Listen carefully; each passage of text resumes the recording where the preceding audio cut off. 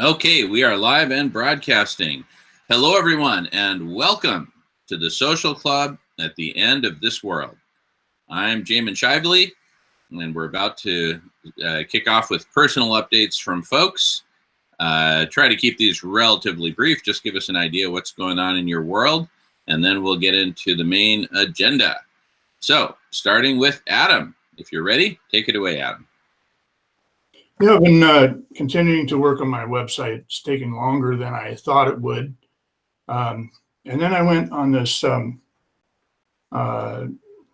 neighborhood program called Nextdoor, and I submitted a blog there about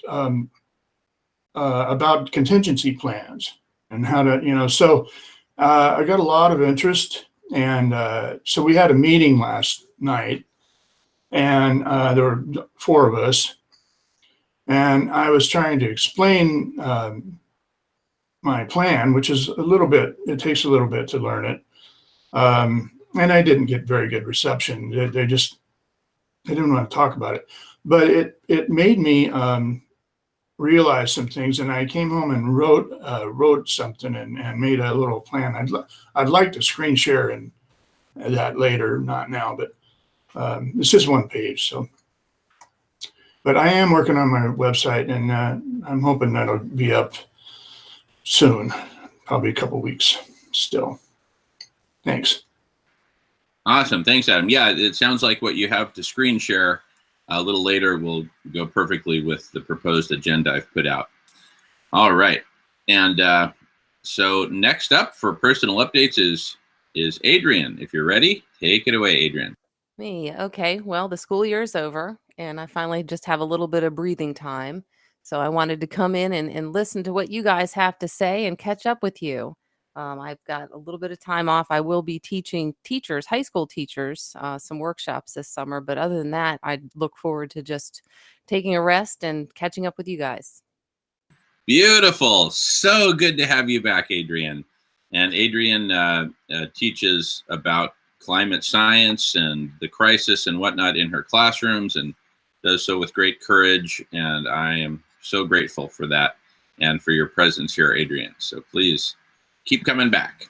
All right. Next up is Dan. Dan, could you? Where does Adrian teach?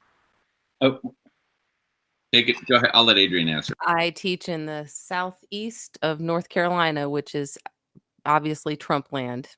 So I met with great adversity. Not by the kids, the parents. Really? Oh, yeah, it's the adults. The kids are receptive, but the adults are antagonistic. Correct. It is Trump country. Wow. Okay. Thank you. All right. Next up is Dan. Dan, could you hear Adrian? Yeah, I can hear. Okay, great. I can hear. I can't hear Dan. Okay, understood, Fred. Fred, you may need to just log out and actually restart your computer, which is what I presume Dan did. Dan, why don't you, before your update, why don't you tell us what you did? Okay, so this time I did restart the computer, but I went in through Google Chrome also, since it's a Google Hangout. I had gone in before through Safari, so I did that too. Okay, let me just tell Fred, because he can't hear you. So, Fred, what Dan did was he not only did he sign out, but he restarted his computer and then re-entered through Google Chrome as opposed to Safari. So, Fred, if you want to give that a go for it. Anyway, so carry on, Dan. Thanks. Yeah. So just continue to follow what's going on with climate change, of course, and trying to add to the narrative I have going through my mind. I think that a couple of things that really struck me this week were I listened to a speech. I'm not sure where she was speaking, by Alexandria Ocasio-Cortez. It was carried on C-SPAN. And I thought it was interesting because she was angry, and sort of the message was, people are saying to me that my proposal for a new Green Deal is too extreme, it's too much. And I say to them, when what has happened in the past means that it has to be extreme. And then she went and she said, back in the 1960s, when the oil company scientists knew this was coming, they went out of their way to sow the seeds of doubt. And you tell me, not to be extreme.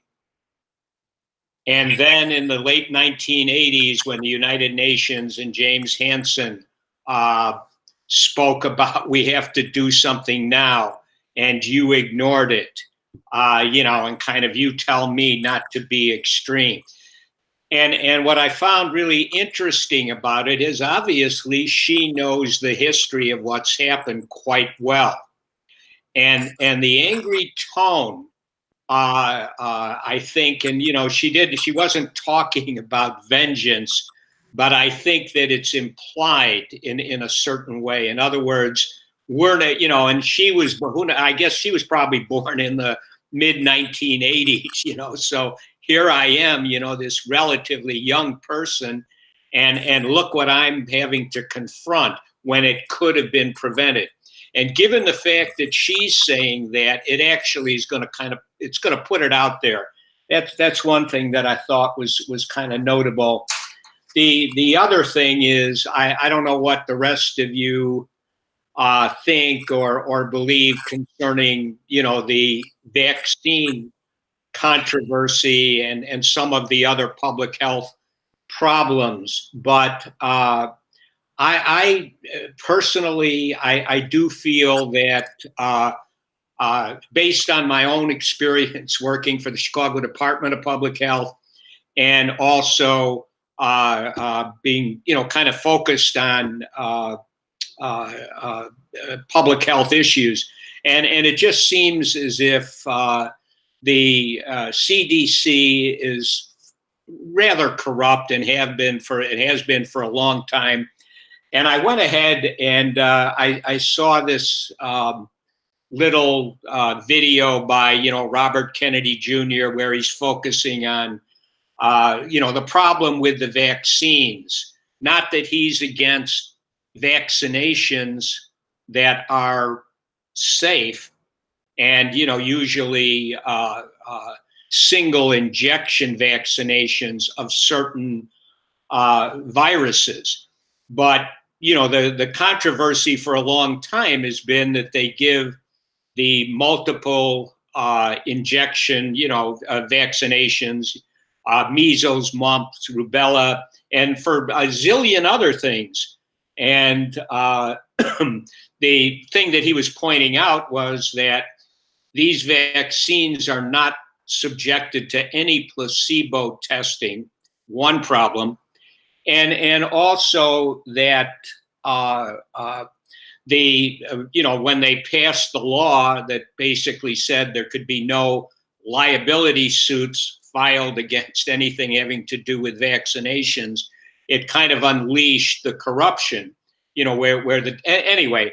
To me, when I couple that with something I've been very attuned to, where you have all of the public health advocacy organizations, American Diabetes Association, American Heart Association, the Cancer Organization, all of them mainly funded by the very corporate interests, foods, etc., beverages that cause you to suffer from these diseases, and including them, for example, in the American Diabetes Association diet, including all of these things that are bad for diabetes. When you look at it all, it's sickening. And no pun intended there, but it really is disgusting. And it reflects the total kind of sea of corruption we're kind of riding in. And the last thing I would say, and I try to post and argue, what, fascism, which I'm pretty sure we got a good case of it in the United States right now, but it isn't, like 1930s Nazi Germany, which is sort of what's pushed by the mainstream media out there. Trump is the incarnation of Hitler, etc. It's really quite different, but it's still fascism, which is, the intermingling of corporations and government. And, fundamentally, the politicians are paid by the corporate interests to pass laws that enrich the corporations and betray the communities that elect the politicians. And so, when it comes to climate change, what I said about AOC and all of the other things which are starting to come into the public consciousness, I really do feel that this year, 2019, is when, the proverbial shit is really going to hit the fan. And I think we're seeing it right now. So that's gives you where I've been. Thank you. Great. Thank you, Dan. All right. Fred, you want to give me a thumbs up or thumbs down? Could you hear Dan? And you're on mute, Fred. I muted you. You can unmute yourself if you need to. Yeah, I could hear Dan. Oh, good. Good. Okay. And Dan, when you said this year the shit's going to hit the fan, what exactly did you mean by that? What I meant by that, I think, it's pretty clear that we've gone into the 2020 election cycle, which is the mainstream media won't stay away from that. That's for sure. So we're in it, and these Democratic, Party politicians, what is it, 23 of them, but they're going to be winnowed down and so on. But I think that the issue with AOC pounding this, kind of climate change, even though she's not stating, Guy McPherson-esque type things, but still it's a true emergency. You guys knew it was happening.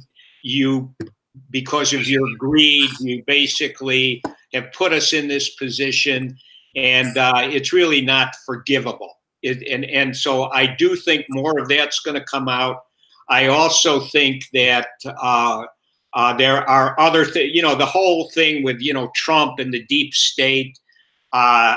This is something which is going to play out now. It's a severe, kind of power struggle by both sides, which are really bad actors all the way around, and so I do think all sorts of things are going to come out, and the population is going to have their consciousness raised. And, we see it in other, with, Greta Thunberg, and the children going on strike and all of it, it's kind of, and then the weather itself. I mean, look at what we've got going on here. And so all of that is what I was referring to, Fred.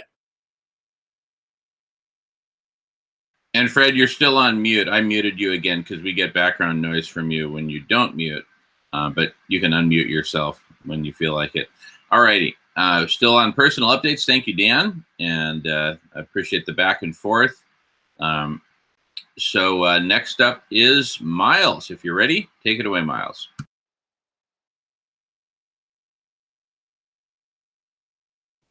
Okay, hi everybody. So a quick update from me. It's currently about 50 degrees here. Well, actually a little bit warmer, but still very chilly. So I think that's just the weird weather everybody's having.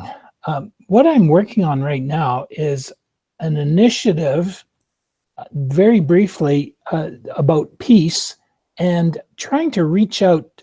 I've got a little document titled Message from Moscow, the Tree of Peace. And on or about November 15th, 1976 in Moscow, I was very privileged and and fortunate to go with my grade 11 social studies class to Leningrad and Moscow. And at one of these events, I was given a postcard that had peace and friendship on one side. And the young lady who gave it to me, delightful, beautiful young lady, I was starstruck. The next thing out of her mouth was, "Why does your country want to destroy my country?" And I was like, what? Where are you coming from with this? So I took this card home with me, but it always bothered me because I thought, she's just crazy. It's we're not a threat to them. And I threw that card out. And so it's the psychic energy of this event has still troubled me. And so now I think about this postcard. It's sitting decaying and buried in the Calgary City dump, somewhere among the plastic waste, the chicken bones, and even trace radioactive fallout. And I'm borrowing from the Collapse Chronicles program, where they interviewed somebody who described this situation we're going to leave behind as our legacy if we don't attend to corruption, which is what Daniel was talking about. And so to cut to the chase, since then, I've actually learned from your own American professors that indeed she had reasons for saying what she said, and those reasons are still true today. So Peter Kuznick, professor of history, director of Nuclear Studies Institute, American University. He did work with Oliver Stone, Gar Alperovitz, and your late historian Howard Zinn all say that indeed there's some truth to that. So anyhow, I've got a little project.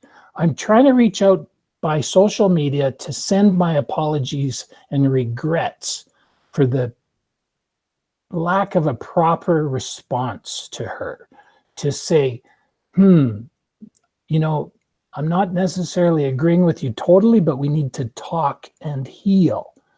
I'll wrap up and say, I'm trying to get a social media message, get this out to Moscow, because Bon Jovi's playing Moscow this Friday, May 31st. This is 30 years since they were there for the Monsters of Rock Moscow back in 1989. So this is, 30 years later? And I thought, wouldn't it be great if I could send my little mea culpa, my message of peace and friendship, send them the Iroquois Tree of Peace? Because as Daniel mentioned, we're not going to solve anything until we solve the corruption problem. Thank you. Good stuff, Miles. Really good stuff. I really love this program because we're able to go deep into some of these issues, some of which are tangential and some of which are radical, are really get to the root of our problems, such as corruption. And I appreciate Adrian's comment that she just posted on the screen that China is doing very much the same thing today with their anti-American rhetoric. So we're all the superpowers are culpable to different degrees. All right, if anyone else who hasn't given a personal update would like to, please either raise your hand or just jump in. And absent that, I'm going to give an update for Victoria, who sent an email. So I'm going to screen share here on her email on my other screen here. And she says, I'm probably not going to be able to join the call today. I am preparing for tonight. Hey, welcome, Dr. Silas Rao. Always great to see you, buddy. We're just going through personal updates right now, and you can give one if you'd like. Sure. I'm just reading for Victoria, Sister Victoria in Oklahoma, who is getting hit by the floods and the tornadoes. I am probably not going to be able to join the call today. I am preparing for tonight. There is no way to tell you to tell you how the weather is changing lives here in Oklahoma. Many of my friends are evacuating. We are set to get hit tonight with more water, baseball-size hail, and more possible tornadoes. We get 2 days without rain, and then we're going to get hit again for 2 days, and another wave on the way. The barges that were seen on national news that went down at the lock were filled with fertilizer. That was not mentioned in the news. And so she's got pictures here of the evacuations and whatnot.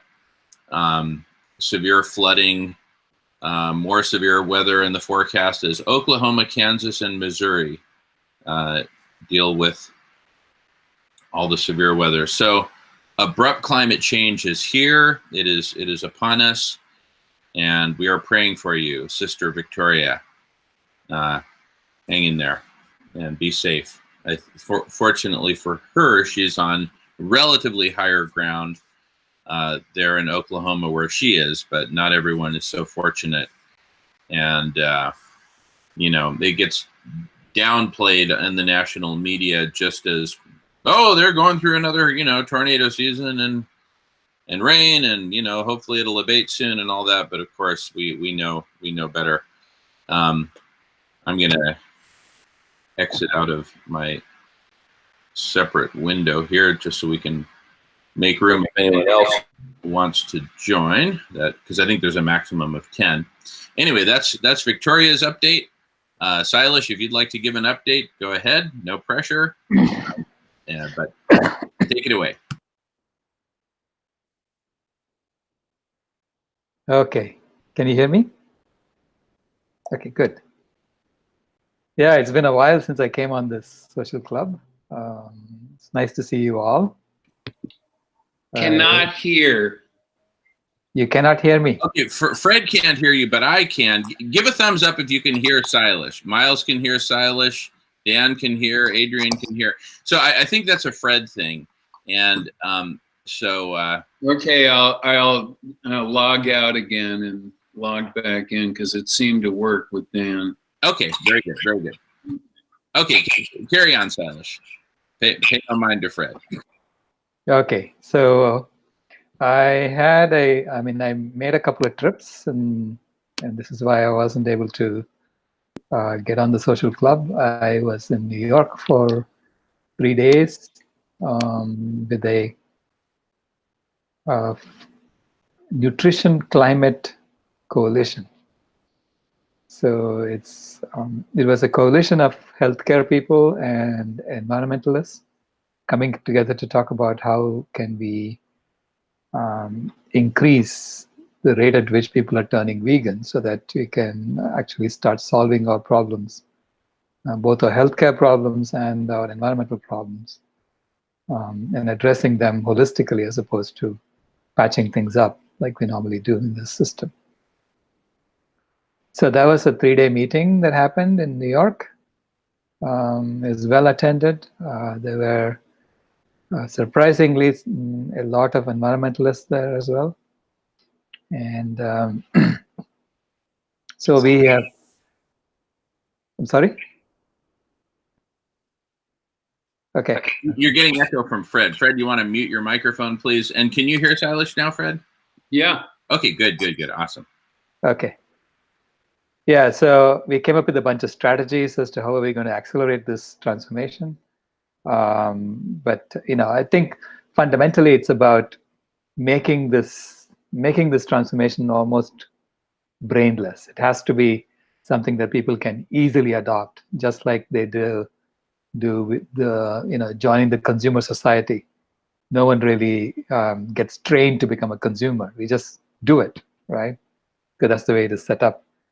So we are figuring out how to create that technological gizmo, whatever that is, that would make people just adopt veganism and change and transform to a new system, automatically. So that was one of the main focus of that conference. And we have come up with a document as to our strategies and what are we going to do and how are we going to pursue this further and so on. And then I went to North Carolina to talk at the Fayetteville Wedge Fest, which was very interesting because Fayetteville is the home of Fort Bragg, and which is the Army headquarters. So a lot of the top military brass live in Fayetteville. Though not many of them came for the Wedge Fest, but enough people came that they are asking me to come back to Fort Bragg and talk to the Army end of August, September. So hopefully we will have the ear of some of the most powerful military people, thinking about how are they going to transform to a system of normalized nonviolence from the system of normalized violence that they're in. So it should be interesting. I've been talking to Peter Melton about a series of talks that I could give in the Bay Area, end of July, August timeframe. And he mentioned something that, Jamin, you're going to invite me to come and talk to the Sierra Club in September. So that would be awesome if that happens. So my calendar is kind of getting booked up in August and September. So, but I think the 4th Thursday is still open. So anyway, that's my update. Thank you very much. Awesome. Well, consider yourself booked for the 4th Thursday of September. Wonderful. Love to have you. I want to do it on veganism generally. So if you want to bring some other folks, fine. Like, for example, we could reach out to, one of the founders of Beyond Meat or, any of these Right. vegan food companies that are out there making waves. I think that'd be pretty cool. And then it can be an all vegan dinner as well. I think that'd be super cool. So yeah, I think even Miles might even come out from Canada for that one. So and your update really dovetails beautifully with my update. I'm going to screen share a little bit here. So let me do that. I just want to share some stuff because this maps directly to how we can actually make this whole thing take off very quickly, which is the gist of what I understood to be the gist of what you were mentioning, Silas. So if you see on my screen here, this other screen that I'm mentioning, I'll go full screen. Imagine that we are able to build and launch and operate a bunch of vegan community cafes.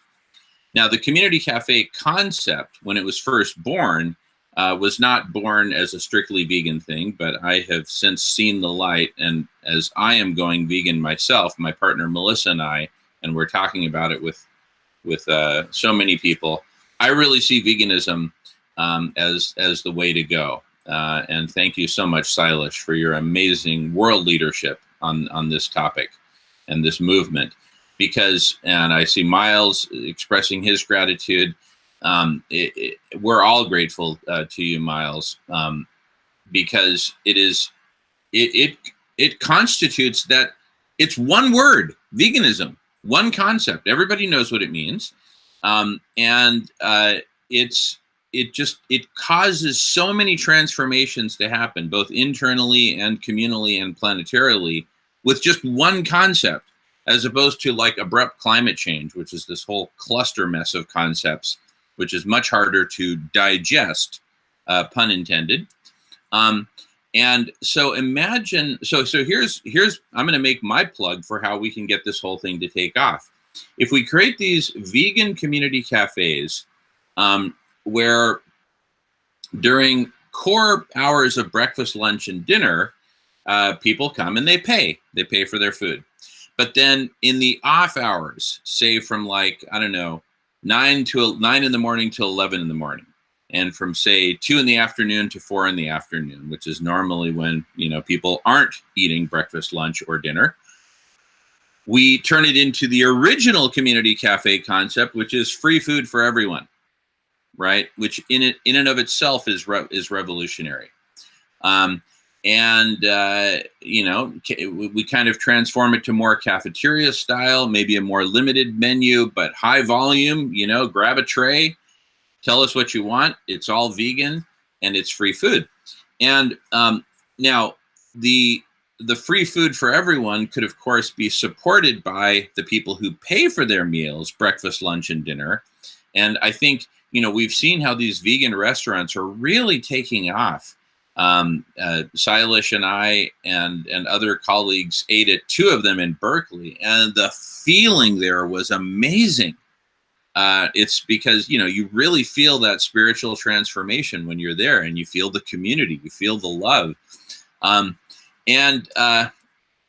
So we would like to, Melissa and I have been talking about starting one of these in Seattle, which is, you know, as a liberal West Coast city, it is ripe for it. And it's ripe not just for the vegan part, but also for the community cafe part, because we've got a massive homeless population. They're suffering from malnutrition. And, you know, it's time someone did something about this. So now I'm going to talk about how we then broaden the concept and really make it go viral. So what you see on the screen now is a standard that we've been developing for a compassionate economy, CCC, certified compassionate companies that, among other things, donate 100% of their profits to eradicating hunger. We still see you, Jamin. We don't see the screen. Oh, you don't see the screen. Does anyone see the CCC on the screen? Because I'm screen sharing it here. Okay, Fred says thumbs up. So, well, you'll see it on the little tabs with the windows, you know, down below. Oh yeah, I know exactly what's happening. I'm going to fix that.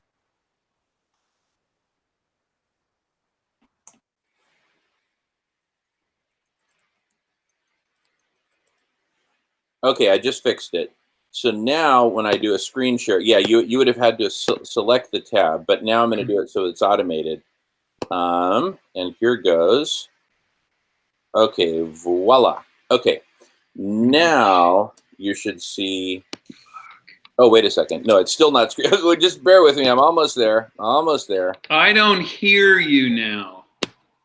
Okay, now Fred doesn't hear me. Adam, can you hear me? Yeah. Okay. Yeah, I can hear you. Okay. I can hear you now. Okay, good. All right. No, I can hear Adam. All right. Okay. Okay. In that case, I'm going to go back. Shoot. No, the thing is, all right. I can hear you now. Okay, great. Okay, so everyone just click on, so as Adam said, if you look to the windows down below, Silas, you'll see one that, you're about to see one that has the CCC. You have to click on that window down below. You see it? So just click on that. Okay, good. Everyone just click on that. You'll see a green CCC with a white background. Thanks, everyone. So this is a new standard for the image I was showing before was this one for the community cafes, which you should also see. But the standard CCC for certified compassionate companies, CCC companies donate 100%. This is a concept we're developing, so it's not exactly in existence yet, but it can be very soon. CCC companies, certified compassionate companies, donate 100% of their profits to eradicating hunger. So they would support community cafes and other initiatives to eradicate hunger. Once again, community cafes, totally vegan, 24, during all operating hours, but they go into community cafe mode for maybe 4 or 5 hours a day to feed everyone nutritious foods for free. And of course, people can donate even if they go during the free hours. But the core strategy that we would promote is something that we call the Hungerless Games. And the strategy goes like this. CCC companies and others donate money to end hunger through community cafes. We end hunger. And let's say, for example, when we put community cafes all over Haiti, for instance, just as an example, That's going to be huge news that they're eradicating hunger in Haiti. It's about time. They're only 90 miles off of our border, and they're starving, many of the people there. And we end hunger in Haiti with what? With community cafes. What a beautiful story. Well, who's funding this? Triple C companies. Well, where do I buy Triple C? And then people will start shopping Triple C, right? And this becomes a virtuous cycle. The more people who shop Triple C, the more funds we have to build and operate more community cafes. And then people also learn about veganism in the process, and they start going to community cafes to support them. So we create this whole dynamo, this virtuous cycle, right, of eradicating hunger and eradicating livestock as a sector, as an industry, as we promote veganism. End hunger, promote veganism, and it's all centered around compassion, certified compassionate companies. The new standard for a transformed global economy, right? You still have capitalism. These companies still get out there and compete. It's just that we tilt the playing field in the direction of compassion through the Hungerless Games, because we'll be getting billions of dollars of free publicity through the global movement that emerges as people learn about this. So let me just give one example of a certified compassionate company, the first certified compassionate company, which is Sato Hemp, led by my brother Takuya Sato, who's like 12th generation hemp in Japan. His family has been growing and working with hemp going back to the Edo period, hundreds of years ago.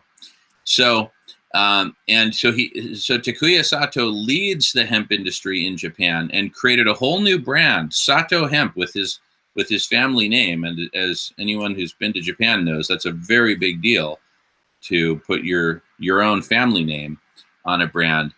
But he leads the hemp industry in Japan, and now he's leading the compassionate economy. Takuya Sato is the hemperor of Japan. And if the hemperor of Japan can get behind the compassion movement, so many others can as well, because, see, hemp in and of itself is a compassionate plant. It returns nutrients to the soil rather than depleting nutrients from the soil like cotton. It also uses a fraction of the fresh water that cotton uses to produce a kilogram of textile. So it's really a textbook example of Triple C. It hits all the marks. All profits to eradicating hunger, socially transformational, and ecologically regenerative. So I'm really gung-ho. This used to be something that we were kind of working on as a sideline, but I think it's now time to put it front and center. Community cafes, the Hungerless Games, combined with veganism, and I think we've got a real winner. It's simple, simple, simple, simple, and Silas has convinced me that we need to go with simple. So anyway, that's a big part of my personal update. And I'll leave it at that for now. I know a lot of people want to comment, starting with Miles. By the way, if you want to comment, just type in your name into the queue. I'll just do it by way of example here. So if I type in Jamin into the chat window, I signal that Jamin wants to talk. You see my name pop up. I'll manage the queue. Miles is up next. So I'll stop screen sharing here and invite Miles to take it away. Take it away, Miles. Yeah, okay. One of the things I just saw yesterday was that the detrimental effects of beef and dairy and pork and animal agriculture actually has surpassed the oil and gas industry with respect to the detrimental effect for producing carbon dioxide and other greenhouse gases.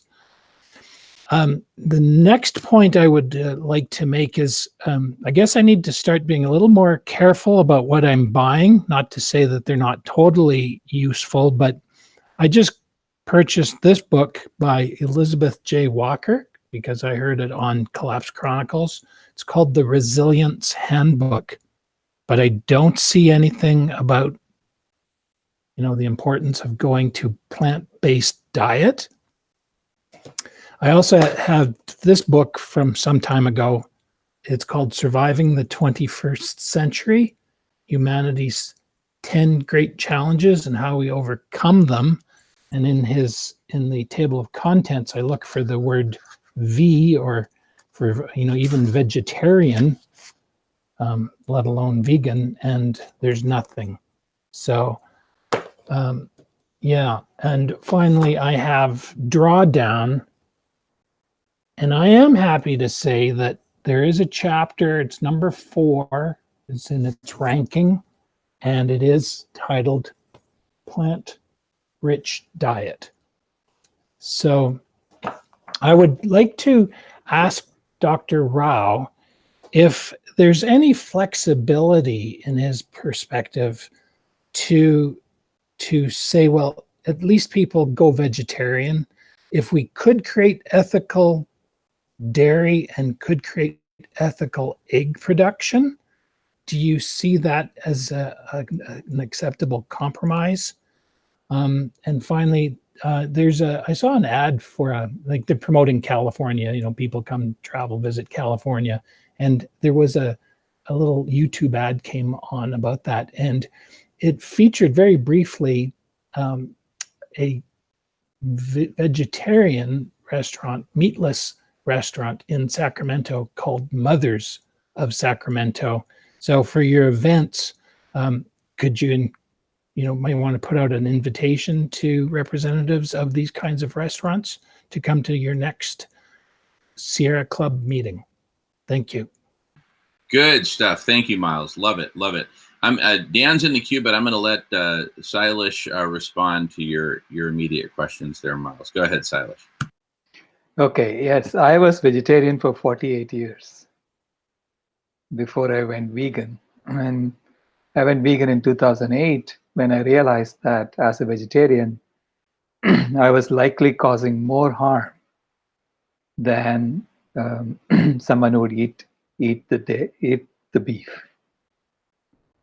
Because when you drink milk and you don't eat beef, the cows live for a very long time. They live for 25 years.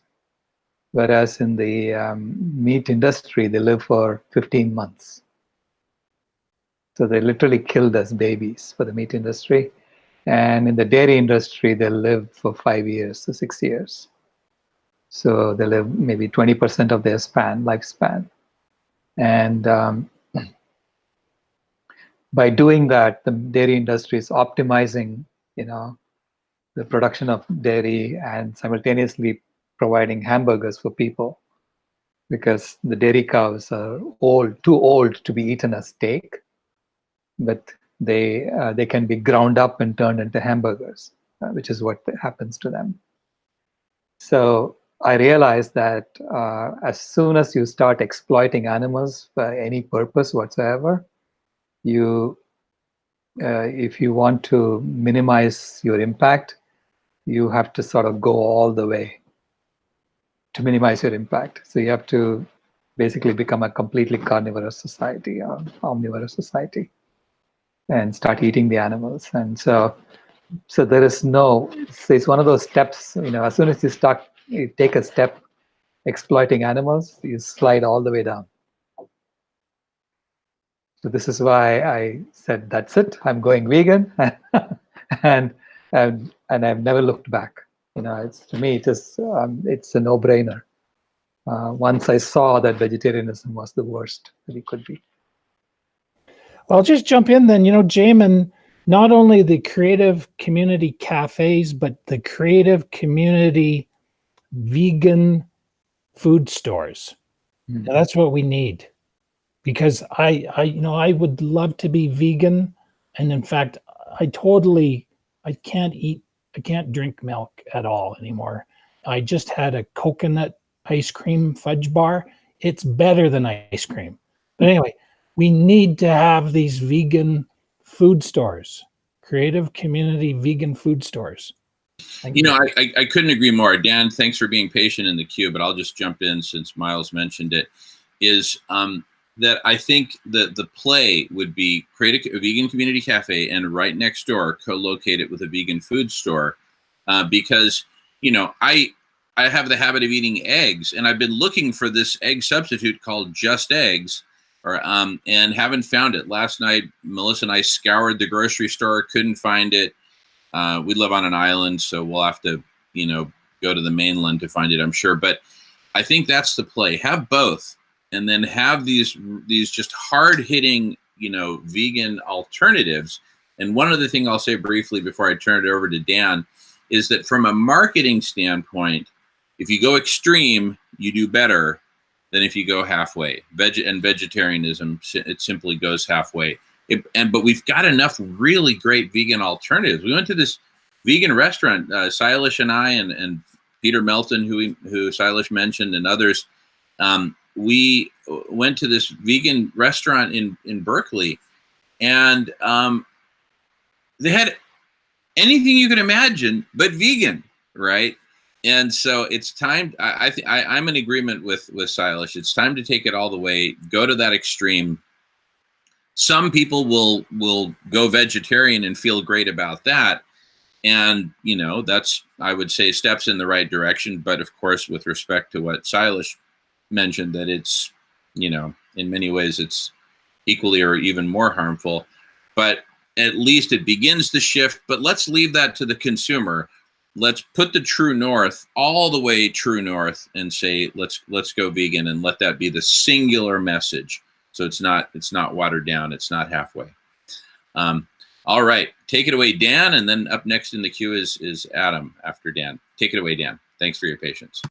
Yeah. So, a few thoughts. As far as a vegan diet, we need to consider that at this juncture, this time frame, for example, in the United States right now, because of the weather that's giving Victoria all of the problems down in Oklahoma, it's essentially setting up a situation where the corn crop, the wheat crop, the soybean crop in the United States is going to possibly be devastated like never before by the time we're through with the summer. And the message of that is that we're going to have continual shortages of grains. Guy McPherson always talks about that. That's when, people are going to really wake up. Food prices will start to go up big time a little ways down the road, if that happens this year. And it is happening right now so far. And that is all saying we need to stop eating meat, because the animals that we use for meat consume a tremendous portion of the grain crops. And so I think that it's not just an option that, it's healthier for you, it's going to be better for climate change and all of that. I think at this point in time, we're going to see a much more dire situation where, if you want to survive, if you don't want to have extraordinary mass starvation around the world, let's switch now. And I think that's an argument that, his time has come. I would also say that, around the world, here in the United States, we have our own set of constraints, but you also have now, constraints that are built into, the way we do business in China, for example. China, I believe recently, recent decades, has now started to encounter some of the public health problems like diabetes, et cetera, that they used to be relatively free of. And that is because of the diet, the tremendous introduction of foods which are unhealthy. So I do think, it's a good juncture. And then finally, something I've talked about, last week and maybe at other points, I really do think that the problem with religions, these fundamentalist religions, are a tremendous stumbling block to anything being done. And just quickly, I'll just do this in a few minutes. You know, we have the Christian fundamentalists here in the United States, including Mike Pence, Mike Pompeo, Ted Cruz, and many, many others throughout the military, the political landscape, the judiciary, the business world. And these individuals believe that an all-powerful, omniscient God, if he chooses to do so, can solve climate change, world hunger, anything else, you know, essentially in a heartbeat. And on the other hand, if God chooses to let the end times, such as presented in the New Testament, roll out, God will do so. Having people in great positions of power who believe that, and who also believe that the United States should ultimately be transformed into a theocracy, a Christian theocracy based on Old Testament law, you've got a real problem here. And then when we look around, you know, at other places, obviously, Islamic fundamentalism is a huge problem in very similar kinds of ways. We can also look at, you know, India today is, you know, a little bit over there on the fundamentalist, Hindu fundamentalist side of the spectrum. I was looking at Israel, even though numerically, you know, kind of a relatively small place, but, you know, lately what's been happening there is they have an overpopulation problem. You know, they don't have a lot of Lebensraum, as the Germans used to say, and they're trying to expand, but they do have an overpopulation problem, which is fundamentally a consequence of the religious fundamentalist community there, which is very large, just simply having, you know, 5, 6, 7 children over a period of time. And you also have in the Mideast, you have, you know, the water shortages. So, you know, these fundamentalist religions at this point in time are very maladaptive. You know, they've had some very adaptive elements for a long period of time, I guess you could say. Some would still argue that it was never maybe that adaptive, and also to appreciate that, you know, people who say we need to have them in order to have people behave in a moral way, that's probably not the case, because, you know, any group of people, if they want to continue to exist, better figure out some version of the 10 Commandments, or you won't exist as a group. And so I just think that it's a huge problem, and it needs to be talked about. And just one final word on that. I came across this discussion by a relatively young Christian fundamentalist minister who basically is of the, you know, dominionist type persuasion. And he was talking about masculinity. And you know, he said, you know, we have 2 types of men. We have hard men, and then we have soft men. And what he was and then he goes to give an example of what he means by a hard man. And he gives this example of where a friend of his comes to his church service, and he notices that his friend's hand is bleeding and is wrapped up. And he asks his friend, well, what happened to your hand?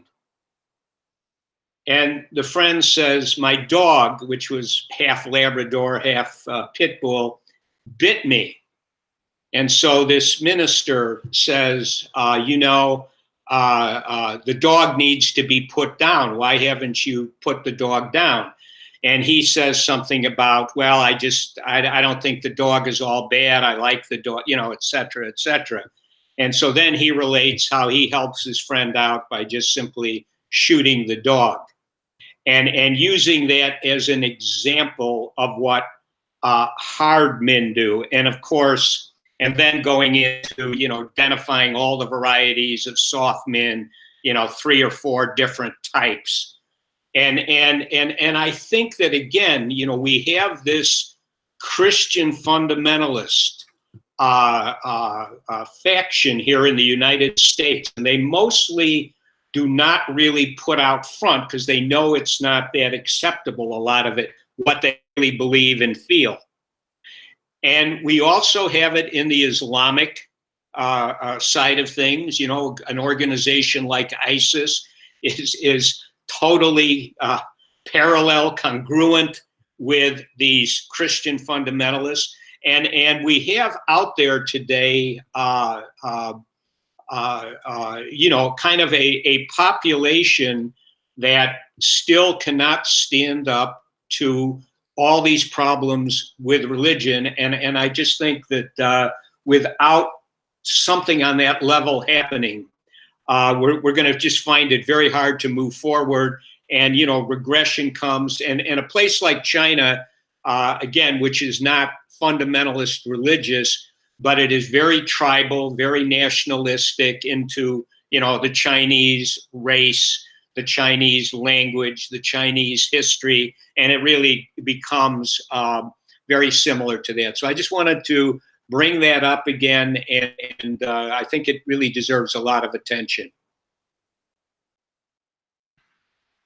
Really good stuff, Dan. Thank you for all that. Adam is next in the queue, but I'd first like to give an opportunity for Adrian to comment, since she texted in a comment, if this is a good moment for you, Adrian. No, go ahead, Adam. I'll discuss in a moment. Okay, very good. Adam, you're up next, followed by Adrian. Take it away, Adam. Okay, yeah, in reply to Dan, what Dan said, I don't think that we'll be able to get the Christian fundamentalists or anybody to change.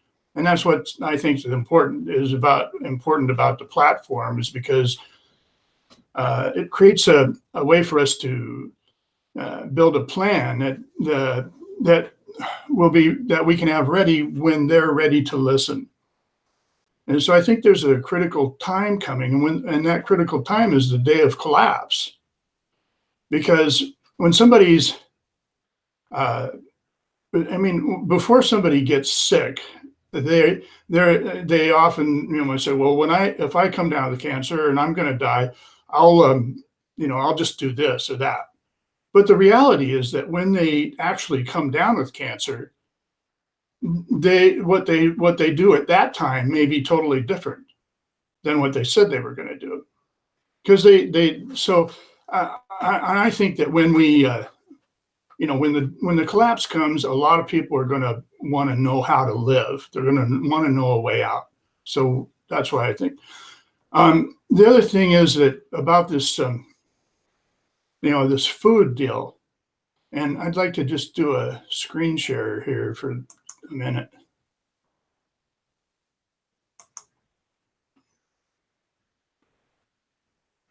Okay. So I went to this. You see that?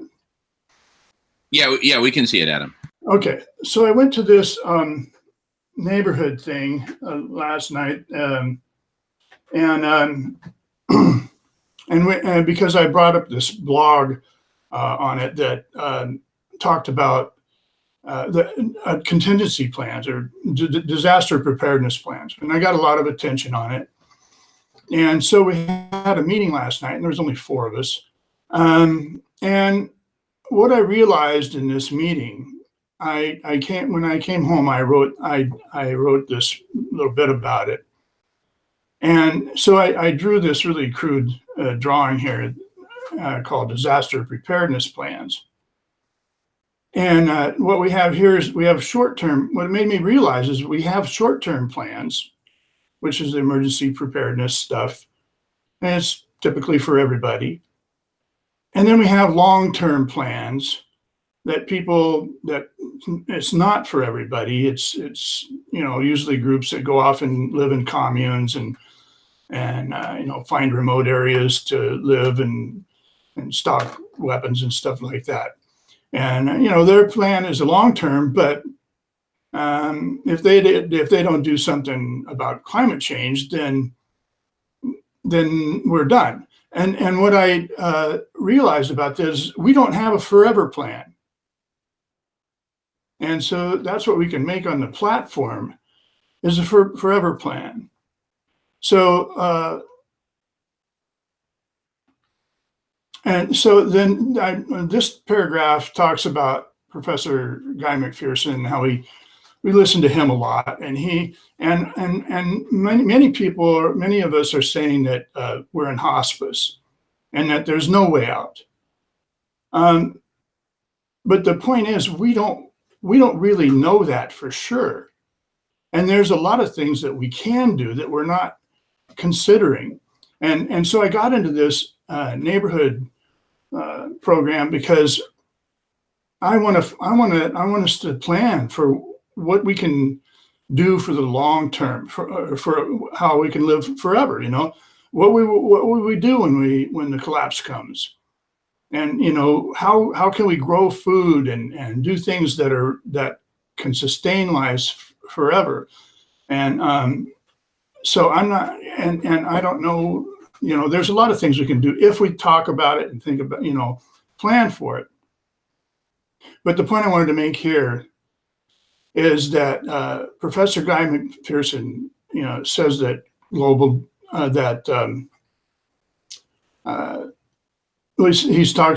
he talks about the global dimming effect, and he says it's a predicament that, and it's not a solvable problem. It's a predicament that's not solvable. And so I'll just read this next paragraph. A couple of weeks ago, I read about a research scientist woman by the name of Viva Cunliffe, who is the chief scientist at Green Carbon Incorporated Canada, and was nominated in 2012 for the Nobel Peace Prize for Chemistry.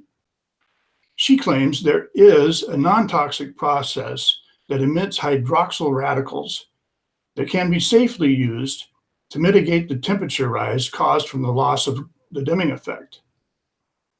What she's saying is that the global dimming effect is not a predicament, but a solvable problem.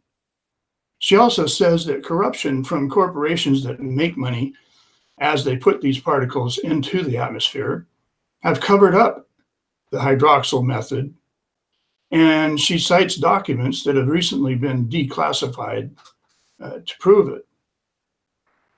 This means that Professor Guy McPherson could be wrong. If the global dimming effect is not an unsolvable predicament, but rather a solvable problem, then could it be that other predicaments may also be solvable?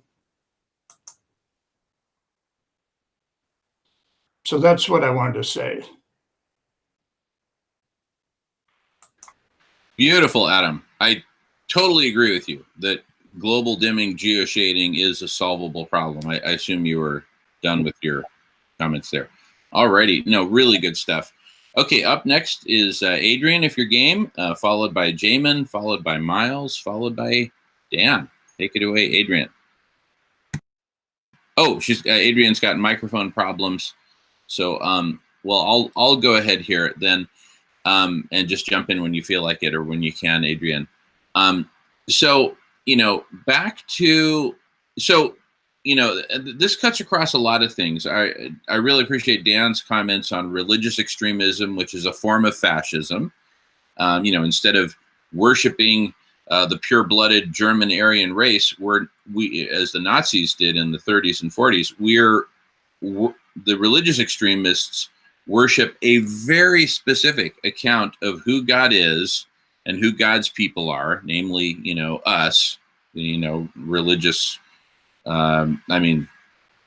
American Christians, for example, and Republicans at that. and a very specific account of, you know, what God stands for, etc. But what they both have in common is fascism and politics, supported by this particular viewpoint. But anyway, I believe that all of that can actually be transformed, not by a new religion, but by a new level of thinking, and a new way of being. And as Einstein said, we can't solve our problems with the same level of thinking that caused them. And so for the longest time, you know, I've been on this track of let's develop this new level of thinking as radical collective intelligence. But since getting to know Silish, I'm now of the mindset of, rather than think our way into a new way of action, we can act our way into a new level of thinking. And the key is veganism. That's at the core, but now we're expanding that into community cafes, compassionate economy, and when we talk about these stores, these vegan food stores that I think Miles brought up, if I recall correctly, as a vital part of it, let's further expand that from vegan food stores to a vegan food store with not only no single-use plastic, but literally no single-use packaging as a radical concept, right? Where we have, I'll show it in a few minutes, but there's a beautiful stainless steel, lightweight, durable, and reusable for decades kind of packaging, which Melissa and I now bring with us every time we go out to eat, so we don't have disposable doggy boxes or doggy bags anymore. But imagine that we use that as a new standard, both for the restaurant, the community cafe, for people that want to take food home, let them, but also for the food stores, so that, and just like literally take it to this extreme of extreme environmental friendlyism, including places for bicycles to park. Let's have a bicycle drive-through lane that's only wide enough for a bicycle as opposed to a car, you know, that sort of thing. You know, let's really transform this. Seattle is a super bicycle friendly city. And I think Seattle might be a great place to kick this off. So anyway, up next in the queue, whenever you can, is Adrienne. But for the moment, until she jumps in, Miles is next in the queue, followed by Dan. Take it away, Miles. Okay, great. Yeah, I just wanted to say that one of the things I'm working on right now is what I call a pink and purple paper. I'm not sure if it's an American thing as well, but in Canada, the government will produce what they call a white paper to talk about to present a proposed policy. So I'm putting a bit of a twist on the word white and calling it pink and purple paper. But right now I'm at about 32 pages and it's in the form of an open letter.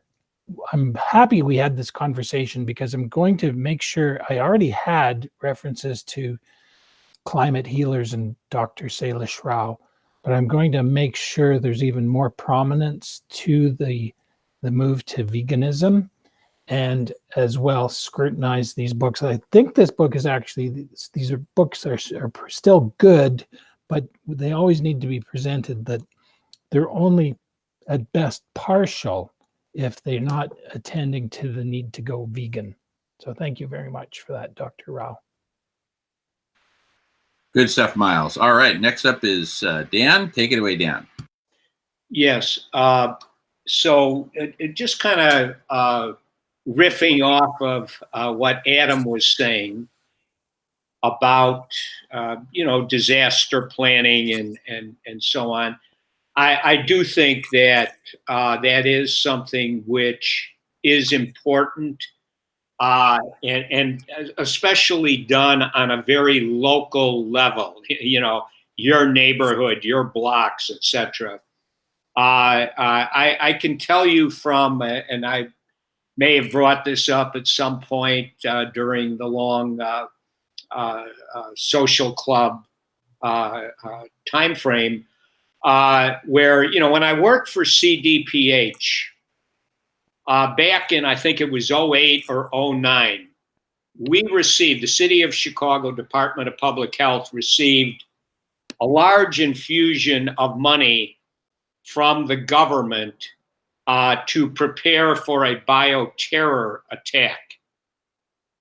And I was involved in that because what they actually did was we got the money, we had a publicity, and we had some very big events, you know, where everybody in the Department of Public Health got together, and we sort of went through a couple of practices on how we were going to take care of things if we suffered a bioterror attack. And it was interesting because the agent that was used was anthrax. They did not have anything to do with any kind of a virus that could be communicated and spread. It was just anthrax. And I remember when I brought it up, you know, it's like, and the way that they treated us was very disrespectful. They said, you know, and people like myself, we were asked to, we would go to a center, kind of a triage type center that would be set up around the city. And we would screen people who were sick or felt they were sick. And we would send them to a group of nurses and doctors, or we would send them to a holding area. And we would be given, you know, they told us, of course, you'll have a mask, and, you know, we're going to give you and your families medication. But, you know, when I would bring up the question of, well, you know, a lot of these things, you're not going to have medication for any of it. And the problem is, you know, what you know, if you're asking me to stand in that kind of situation and other people, maybe we need to have an insurance policy because we may not, you know, get through it. And again, that was simply not something that could be discussed. And again, so it was done in a very, very unrealistic way. And at the end of the day, they got a lot of money. They never really used it in a meaningful public health way to educate people. And I can say, even though I've been retired for a while, I could say, I think pretty safely, that if we had a terror attack in the city of Chicago, it's not going to go well. There is no real preparedness whatsoever, you know, and it consists of things like, well, there's some doctors, you know, from this hospital or that hospital who said they volunteer, you know, and without, you know, a full appreciation of the psychological terror that would result in this kind of a situation. And that's basically where we're at, you know, in so many ways. And the corruption, again, whether, you know, again, final thing about Chicago Department of Public Health, the unwritten rule that everybody had to learn, including myself, which was very corrupting, was you cannot say anything that will offend a corporate interest if you want to keep your job.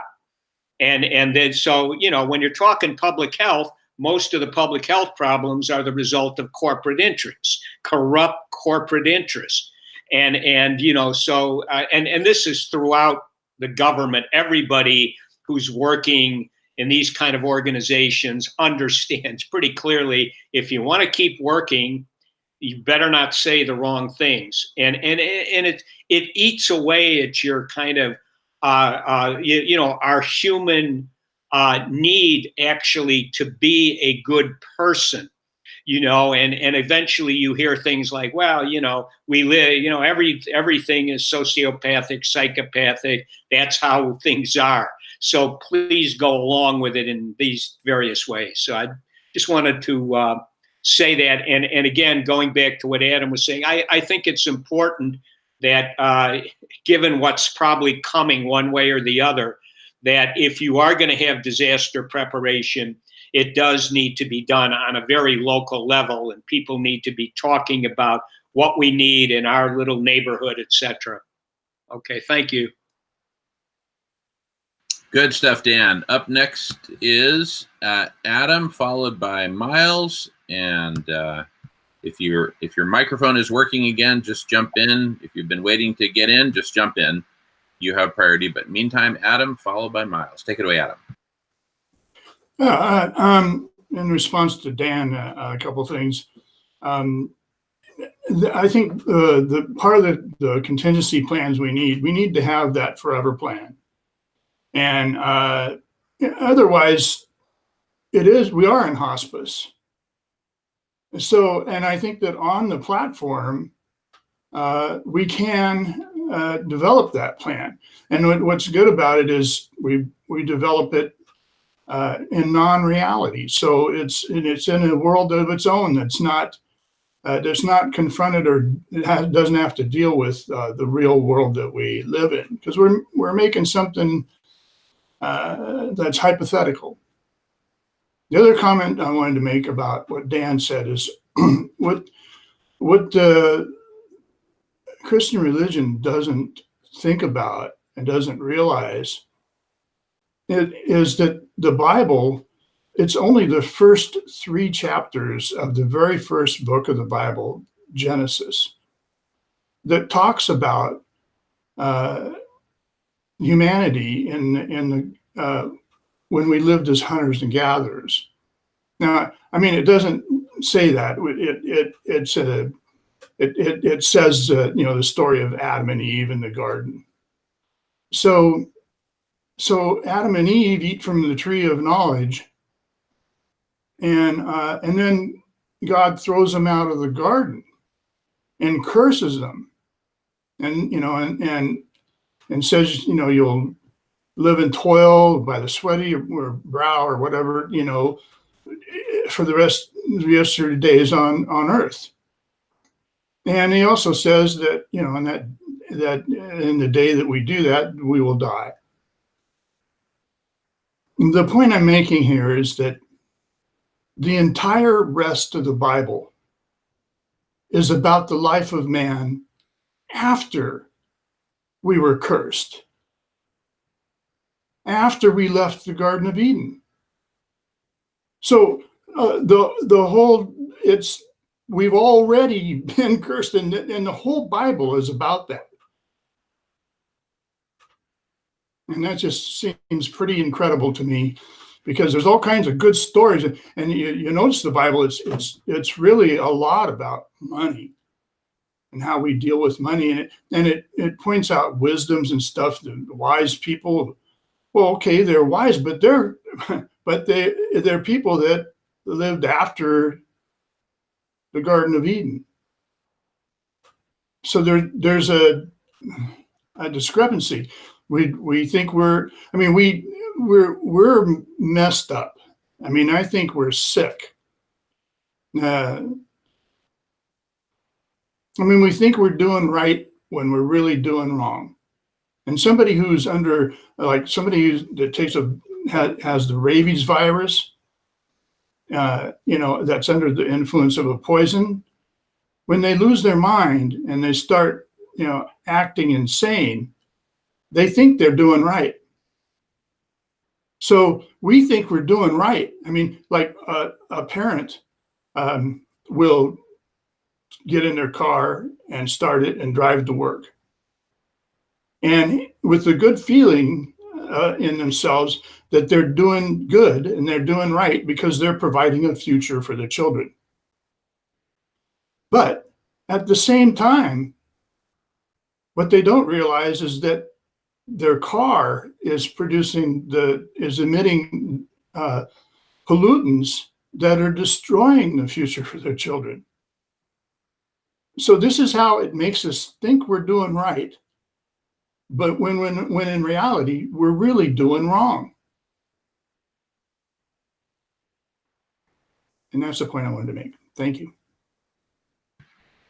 Good stuff, Adam. All right, I see Fred just raised his hand. Thank you for doing that, Fred. Up next in the queue is Miles, followed by Fred, followed by... Actually, I'm going to let Fred go first because I don't know how long he's been waiting. So Fred, followed by Miles, followed by Jamin. Take it away, Fred. Can you hear me? Yes. Okay, so anyway, while we were getting started, I read the headline from the New York Times today, which was Trump administration hardens attack on climate science. And it seems to me like we really need to respond to this quickly. And how are we going to breach or broach the subject with the people who are antagonistic toward climate science as we know it? And I was thinking about the tobacco industry and how they knew, or how they had the science and they didn't, and they kept the truth from us. And now the NFL, with the brain trauma, they had the science and they kept it out of the public eye, all because of money. Clearly, once again, it all goes back to money. So, and the Trump administration's response to good climate science is essentially the same thing. It all goes back to money and people being and how do we convince the people who are Trump supporters, if you will, to look at the fact that these huge companies knew of the harmful effects of what they were doing and apply it to the situation as it is? I mean, it just seems like a no-brainer to me, but a lot of people obviously are willing to accept the government's attacks on climate science. So what do we do about that? That's it. I just think it's time. Whatever. Okay, I'm done. No, good, really good stuff, Fred. Not whatever. You're at the heart of a really good topic. I'll address that. But next up is Miles. Thanks for your patience, Miles. Followed by Jamin, followed by Dan. Take it away, Miles. Yeah. So, Fred, great points you make. And how do we do this? Well, it occurred to me, we had a discussion last time, a bit of debate even between Adam and myself, because I had raised the suggestion that we are in hospice. And Adam said, no, we don't want to go there. And so I've been reflecting on that, and I agree. So let's resolve that what we are doing is we are first responders. Mother Earth is gravely injured, and we need to respond like emergency first aid medics and rush her to the emergency room, to Dr. Rao, who's the emergency surgeon here. And we have to get the life support systems stabilized with what he's prescribing and he knows, and that includes going vegan ASAP, and be it resolved that we are going to put her into intensive care, not hospice, but intensive care. So, can I get a seconder for that? Also, before I turn over the feather here, with respect to what Dan was talking about, the problem with Christianity and all these fundamentalist religions, I think we do have to pursue that head on. Dr. Carl Jung was asked in an interview, do you believe in God? And his response was, it's complicated. I don't believe in God. I know God. And I'll say this to Christians listening. Do I believe in Jesus Christ? It's complicated. I don't believe in Jesus Christ. I know Jesus Christ. And Christianity is missing the mark. And with that, Jamin, what I'd like to hear from you is, with all that you've put into outreach, it's too bad Jamie's not here as well, but all that you've put into outreach to the Catholic Church and your initiatives to even go to Spain and trying to reach the Catholic Church. What are your thoughts in hindsight, reflecting? How has your perspective on Christianity, the Roman Catholic Church, changed? Thank you. Beautiful. I'll be happy to respond in a moment, but first, an update to the queue. Up next is Adrienne, who's back with us with her microphone. Yes. Adrienne, followed by Jamin, followed by Dan. So take it away, Adrienne. Okay, I mentioned this earlier, but not everyone was here, and I don't believe we were being recorded at the time. But there is something that we do need to keep an eye on, and that is the Juliana versus the U.S. Ruling that is going to be, the hearing is going to be June 4th, 2019. I'm going to put a link in the chat now, and it happens at 2 p.m. It's the Constitutional Youth Climate Lawsuit. Juliana versus United States will be heard before the Ninth Circuit Court of Appeals in Portland, Oregon. So I'm very interested to see what happens there, and they have a live stream available to listen to. Thank you. Beautiful. And Adrienne, did you want to follow up any further on your earlier comment that you had texted? I think that might help to clarify, because I think Dan may have been misunderstood there in what he was saying about, but that's up to you if you feel. Well, I had some questions. I'm not sure how specific religions have to do with going against climate change. I've read the Bible, I've looked into the Quran a little bit, and I didn't see anything on climate change there. Maybe it's more so tribalism. I guess I just had a problem with it. It felt to me, or it appeared to me, or it seemed to me that, religion was being blamed for this, and maybe I just misinterpreted that. Yeah, let me jump in and just sort of iterate what the point I was trying to make, and it's not the fundamentalist religions, particularly, and we're in the United States.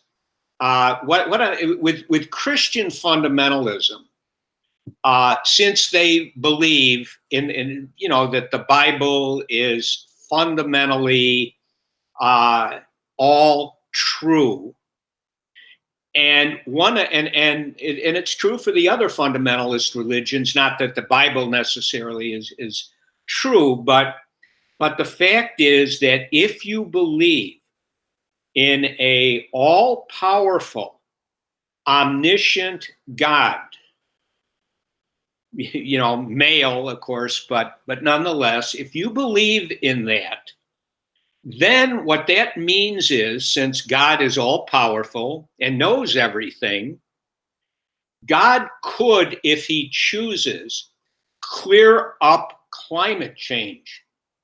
God could metaphorically snap his fingers and everything will be back to the way we would like it to be.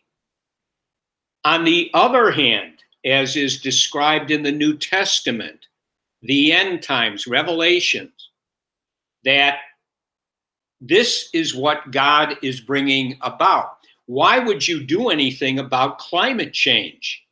There's no incentive to do anything. It's in God's hands. And actually, the Christian fundamentalist community in this country, very powerful, very influential. A lot of it is kept under wraps, who they are and what they want to bring about.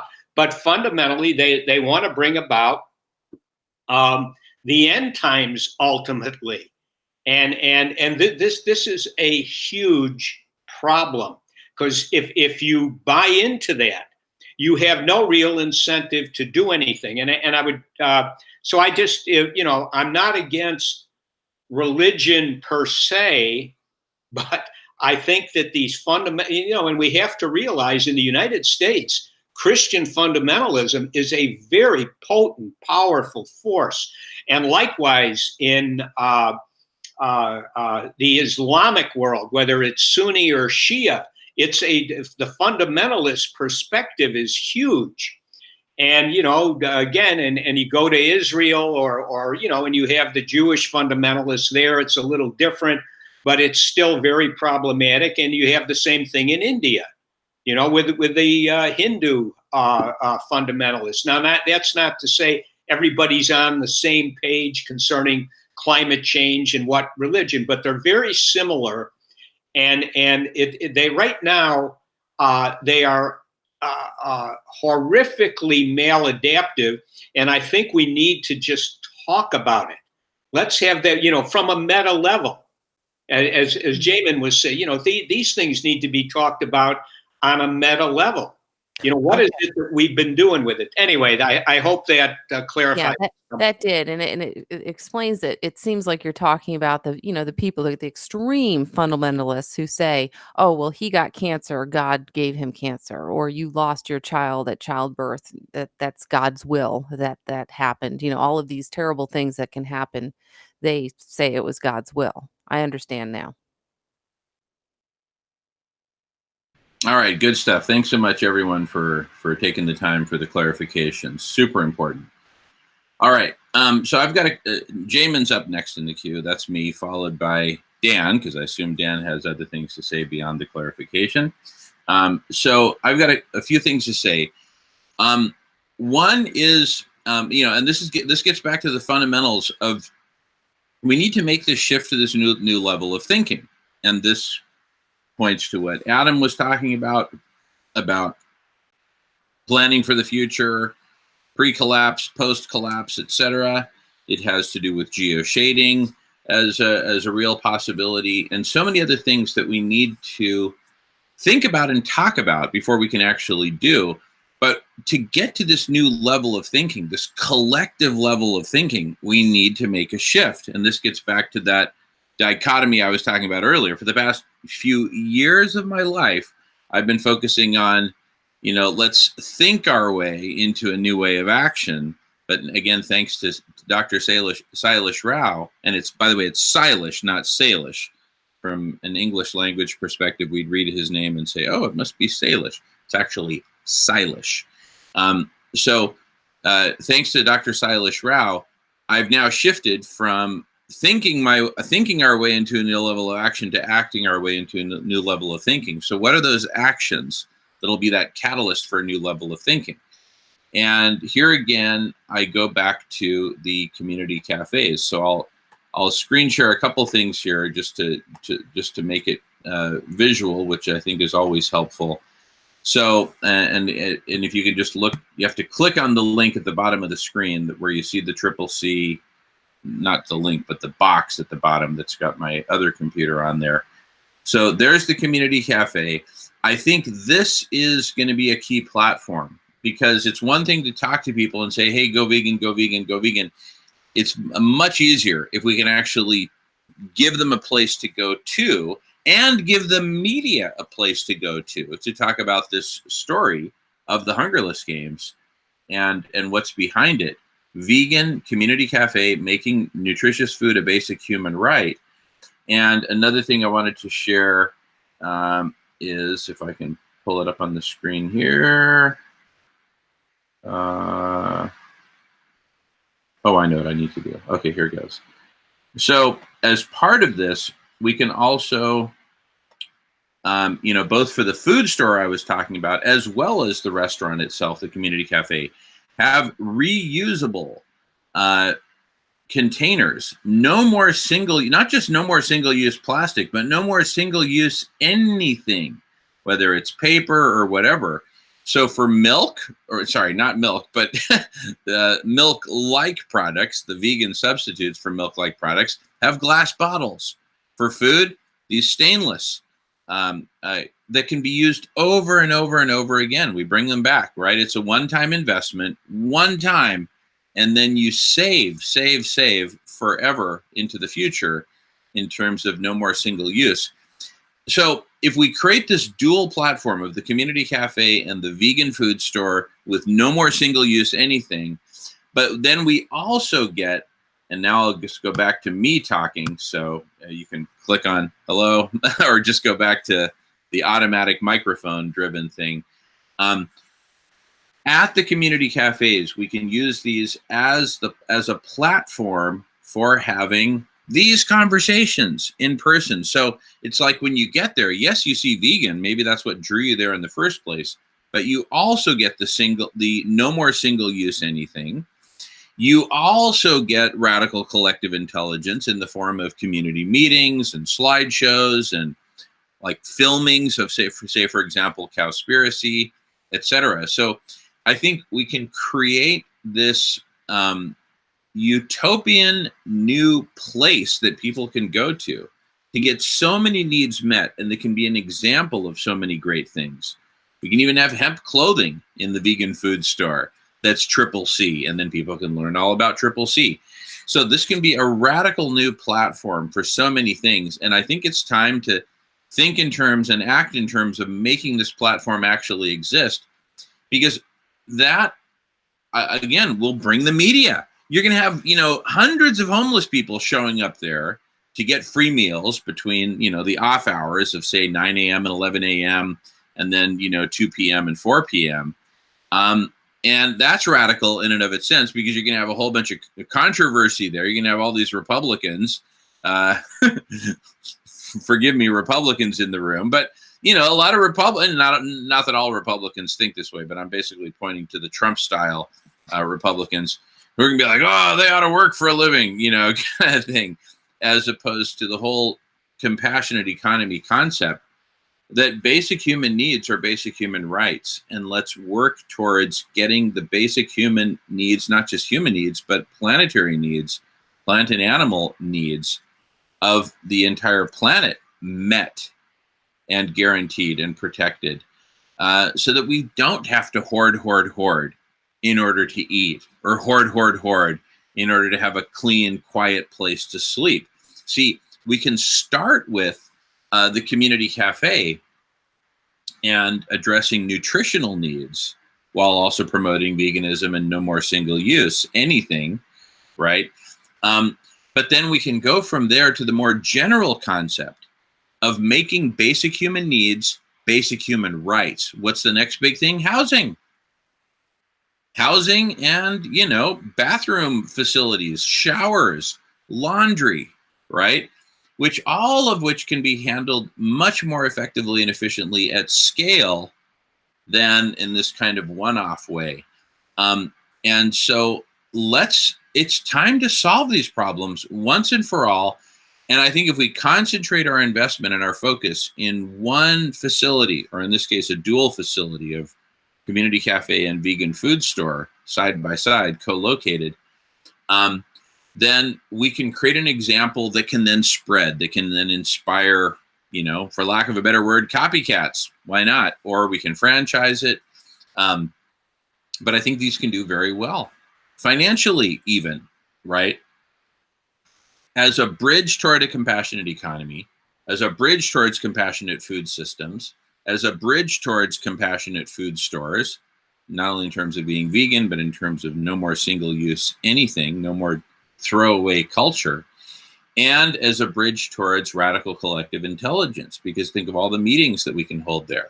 And also, as Silas and I experienced, and many people experience on a daily basis, going to these amazing vegan restaurants in Berkeley, you go there and you're surrounded by other vegans, and it's a religious experience, right? But without being, under the banner of organized, fascist religion. And which brings me to the topic that Miles raised, like my learnings from all this. So, of lobbying the Catholic Church directly, and then doing the Laudato Si promotion of Pope Francis's encyclical in Spain, going to the Camino de Santiago and other places in Spain, and literally walking around for hours with this giant flag that says Laudato Si. My net experience in all that is that, going the religious route, unless it's getting Pope Francis's attention, which we haven't yet, it's really doesn't seem to be effective for a number of reasons. And perhaps the simplest way that I look at it as to why it's not effective is that if I go out into the world with a big flag with a message that's at all religious, and the Laudato Si is certainly religious. It means praise be to you, as in praise be to you, O Lord.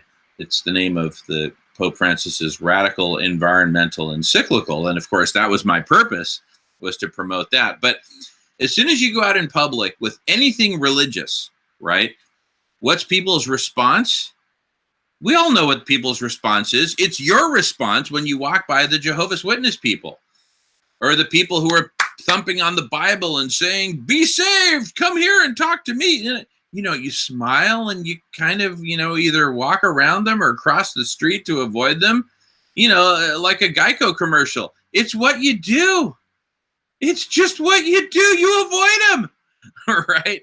So I think that, so for me anyway, the big learning in all this is don't go the religious route, at least not in public. Yes, we're going to continue to lobby Pope Francis and the higher ups in the Catholic Church. We're going to still try to do that. But in terms of going out in public, it's time to build the first big permanent community cafe, vegan community cafe and community center, right? Because we check all the check boxes at once. It's time to stop talking about this and actually do it. So if you're interested in joining me and Melissa and others in making this a reality, talk to me either on the social club now, next time it's your turn to talk, or offline. But let's make this happen. And I think Seattle is a great place to make it happen. I'm not wedded to Seattle. Maybe it's the Bay Area. Maybe it's Chicago. Maybe it's, I don't know. But let's pick our city. Let's pick our place. And let's concentrate our effort and do it. Let's do one big implementation of this. We can get the food companies on board. We can get the reusable. Let's get a standardized reusable. Here, I'll click on the link at the bottom where you see white and silver. These are examples on Amazon of reusable. I mean, look at this. This is beautiful. These reusable stainless steel packaging. And even if it's somebody who's homeless and take some food back to the camp, they can bring these back, even if they're dirty. Bring them back as long as they're not dented or broken. We'll take them back and we'll give you clean ones. For taking your next round of food back, whether you're taking it back to your tent and your family there, or taking it to your grandmother or whoever, right?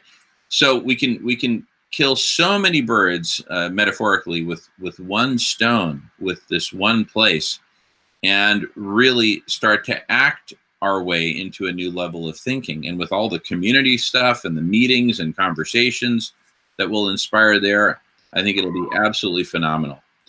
And Jamin, just jumping in quickly, can you make sure that you create, the next economy, and that is the worker self-directed enterprise like Richard Wolff talks about, or Gar Alperovitz and his next economy website, I believe it is, because this is also the change that we need to have with respect to the way we involve people and make them feel valued, that they are the directors in these corporations that we're going to create. And that doesn't mean that you're not going to be the leader. At some point you do move away from consensus to just having consented, and somebody is in a leadership executive position. There's still some hierarchy involved, but it's not this 62 banking families control half the planet. No, I love it. I love it. Miles. In fact, I actually met Richard Wolff when he gave a talk in Berkeley back in 2015. My dad and I used to listen to his radio broadcasts on a weekly basis. So big fan of all that. And so, yes, let's make it a worker self-directed enterprise. Let's implement, that's another example of something that we can implement all at once. So let's make this the killer app onto which we load up all these great things at once. Veganism, no more single use, no more throwaway, radical collective intelligence, worker self-directed enterprises, holacracy, right? There's so many things. So let's that's what I'm saying. Let's put our focus on this one facility. Let's pick our city, let's pick our location, and then let's focus, like focusing the sun's rays onto this one effort and accomplish so many of these beautiful goals simultaneously and holistically. Let's do it. I think that's the play, really. I've been thinking about this for a while, but it's just crystallized today. So anyway, that's the end of my comments. Up next is Dan, followed by Adam. And thank you, Miles, for jumping in. And let's continue to jump in with these quick follow-up comments. Let's definitely continue with that. Take it away, Dan. Yeah, so a few things that I may or may not be able to tie together. Just briefly with the community cafe concept, I've always thought it was a really good idea. And I think that also in communities, being able to provide pro bono medical advice, legal advice, prevention kinds of things. Most communities have a tremendous talent pool of retired people who can really be recruited to do this kind of thing. So I just want to throw that out there about that. And then, again, last week I was making a point about Trump and the military and climate change. And that was that at this, the way I would say it this week, it's hard to imagine that since the military has been taking abrupt climate change as a potential since at least back to the mid-1990s. So you've got the military, which is an extremely realistic kind of organization in many ways. And they have been making preparations for, kind of a fortress America. Perhaps other parts of the world are also making those preparations. I mentioned, that India has that militarized border with Bangladesh because they know perfectly well that Bangladesh is going to get flooded sooner or later, and the people are going to try to run into India, and they don't want them in. And right now, Central America is one of the ground zeros for climate change. These are climate change refugees, and we don't acknowledge that. So here's the thing. If Trump has been told that, again, it doesn't have to be like Guy McPherson 2026, but has basically been informed we're looking at kind of a dystopian possibility here, and we're making preparations for it. And it tends to go right along with what Trump is trying to do anyway, which is alter the supply chain in the world and to bring back heavy industry manufacturing to the United States in order that the military can have what they need manufactured here, not to be vulnerable to the Chinese tribe or anybody else to supply what's needed. And so, and the military, of course, is not about everybody cooperating together. They're about pure tribal defense. And so I think that, again, it's just, is this really happening? Is it the case that, actually Trump isn't delusional at this point in time? How could he be president this long and not have been informed on some level that the military is all over this? And so, again, as far as a narrative goes, I really think that it needs to be incorporated in as kind of a likely possibility. And of course, again, it would be kept secret because, just as we can't let the general population know that abrupt climate change, exponential climate change is probably going down right now because, well, we don't want to upset our childlike population because they may stop working and they may look to create vengeance. So and here, what are we going to say to a population at this point in time? Oh, we're not going to let anybody from south of the border into our fortress because we have very few resources and we just can't feed everybody. That kind of thinking. And again, going back to what I was saying about in the beginning about, the Christian fundamentalist, dominionist, division of masculinity into hard men and soft men. Hard men would make that kind of a decision, whether the soft like it or not. And so again, these things need to be integrated because, again, for all of us, ignorance is definitely not bliss. So I wanted to bring that up again. And then I also want to just mention again with, references, what Miles was saying. And I think I really appreciate, I think, the essence of what Miles was saying, where, we of course, we would like, or we just have, it's almost instinctual that there is something transcendent beyond just, the brute Darwinian struggle for survival. But I think that, again, with Jesus, Jesus can be viewed as a very progressive, positive, evolutionary development, because the Yahweh, the tribal warrior God, really, the angry, jealous, brutal God, who is perfectly okay with genociding out any other tribes that don't bow down to Yahweh. I mean, that's part of the Bible. And Jesus comes along, and Jesus is actually he's totally symbolic of altruism, which is also hardwired into us, the ability to be altruistic for the good of the group.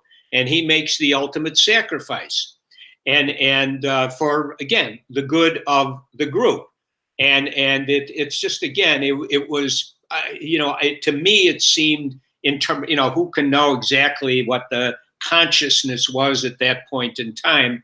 But, it does seem like it was a progressive kind of development. But again, what did it end up being? It ended up kind of being taken over as a tribal loyalty type of a thing, and easily used to dominate people. Jesus himself was taken over. And one just final thought again about the Catholic Church and the Pope. And again, here we have in the United States, these southern states, recommending that any doctor who, if they have their way, any doctor that commits an abortion gets sent to prison for life or the death sentence. This is something that's starting to happen. And again, it's from the Christian fundamentalist segment of the population. And what does the Pope come out and say? Of course, he comes out and says, abortion is equivalent to hiring a hitman. And he can't get away from his own fundamentalist roots. In other words, he's got to believe that abortion is a sin And weirdly, homosexuality is a sin, even though the Vatican is loaded up with individuals who are homosexual, who are gay at this point in time and have been for a long time, and all of the sins that have been committed by the celibacy requirement. And so, you know, we're at a point where I do think this is the time where a lot of truths which have been denied and not looked at have the opportunity to get out there. And I think that, again, you know, taking the social club at the end of the world is just kind of, or the end of this world now, but as an example, you know, here we talk about a lot of things. You know, we really, and a lot of things at a meta level, and we also talk about action, and we also, I think, entertain the possibility that you know, could be that Guy McPherson on some level is going to be quite correct. But even if that's the case, we need to adapt to that too in some sort of a positive way. So I just wanted to riff on that stuff, and thank you. Good stuff, Dan. Really good stuff. I love this conversation. All right, next in the queue is Adam, and then I want to volunteer Fred and or Silas to the queue, just so we get some new voices in here who we haven't heard from for a little bit. So take it away, Adam. Hey, all right. So I'd like to talk about money a lot, and I'm seeing all you, Jamin. Okay, now I see me. I was playing off of Fred there, my I know. Fred, because I'm gently egging him on. So anyway, but back to you, Adam. Well, I get the same type of look from people when I say that money is like a poison to humanity, and you know, they're like, oh yeah, sure, yeah, you know, you've been eating too many cookies. So, but you've been eating too many cookies again, boy. yeah, You're vegan. yeah. So I keep saying, you know, that we need to get this platform going, and because we need to be able to make our forever plan. And so when I think about that, and how are we going to make the plan, I just find that it's impossible to make it if we use money, and you know, so that there's a lot of things that we have to do. I mean, I think, you know, all the things you guys are saying, from the veganism to the hardware and stuff that we can buy that's permanent hardware. I mean, all these are great ideas, and but to live a life after the collapse, we have to have a total, complete change of the way we live, and it has to include our economy and everything. We have to take on the mindset that will live, you know, 1 million years.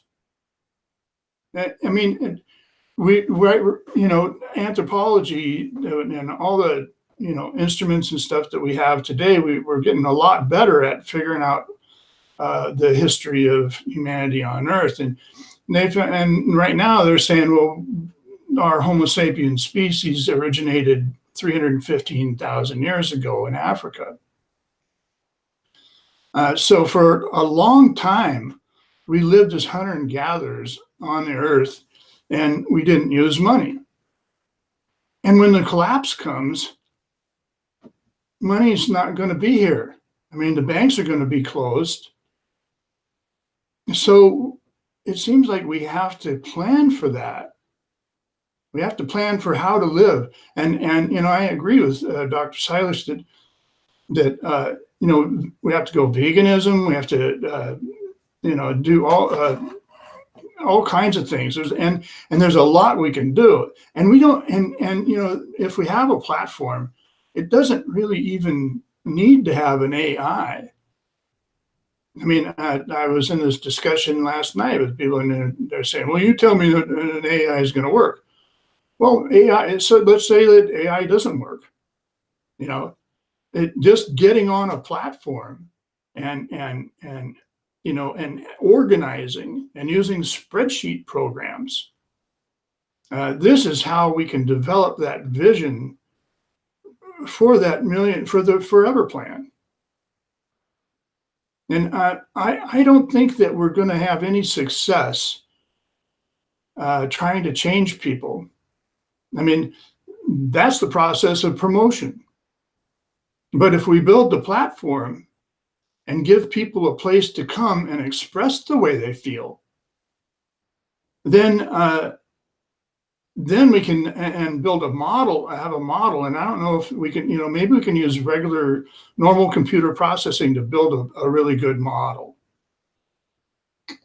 But if we have a place, and I figured out a way that we can do this, we do it through questionnaires, long lists of questions that are designed to give the model a profile of humanity, so that the model will be able to tell how we fit, and we can change those variables. And this is where it gets kind of complicated. But so I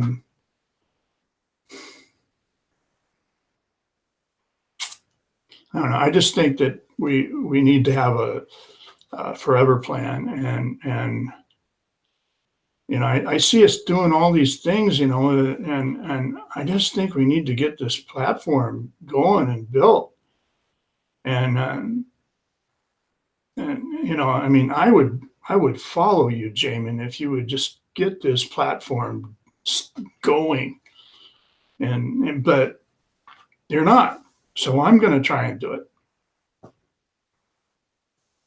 That's all I'm going to say. Well, actually, let me just respond to that. Miles is in the queue, but let me just respond. We actually are getting the platform going, and the social club at the end of the world is the beginning of it, right? We are gathered here to talk about strategies and actions and a plan for global transformation. It's happening right here, right now. So it is happening, and it's right here, right now. Right? Now, Yeah. we need to beef up that technological platform. We're working on it. I'm working on it. You're working on it. We're all working on it. Do we need to work harder and faster? Absolutely, no question about it. And, you know, one of my big insights of late is that a physical place would be also a great place to accelerate that. This co-located community cafe, vegan store, et cetera, that we've been talking about. Anyway, so that's Okay. So yeah, let me make one more point. AI is being used. I mean, we got this 5G system going in, and we don't get to vote on it. I mean, it's being forced on us. So even though we're being warned that AI is extremely dangerous, it's getting forced on us.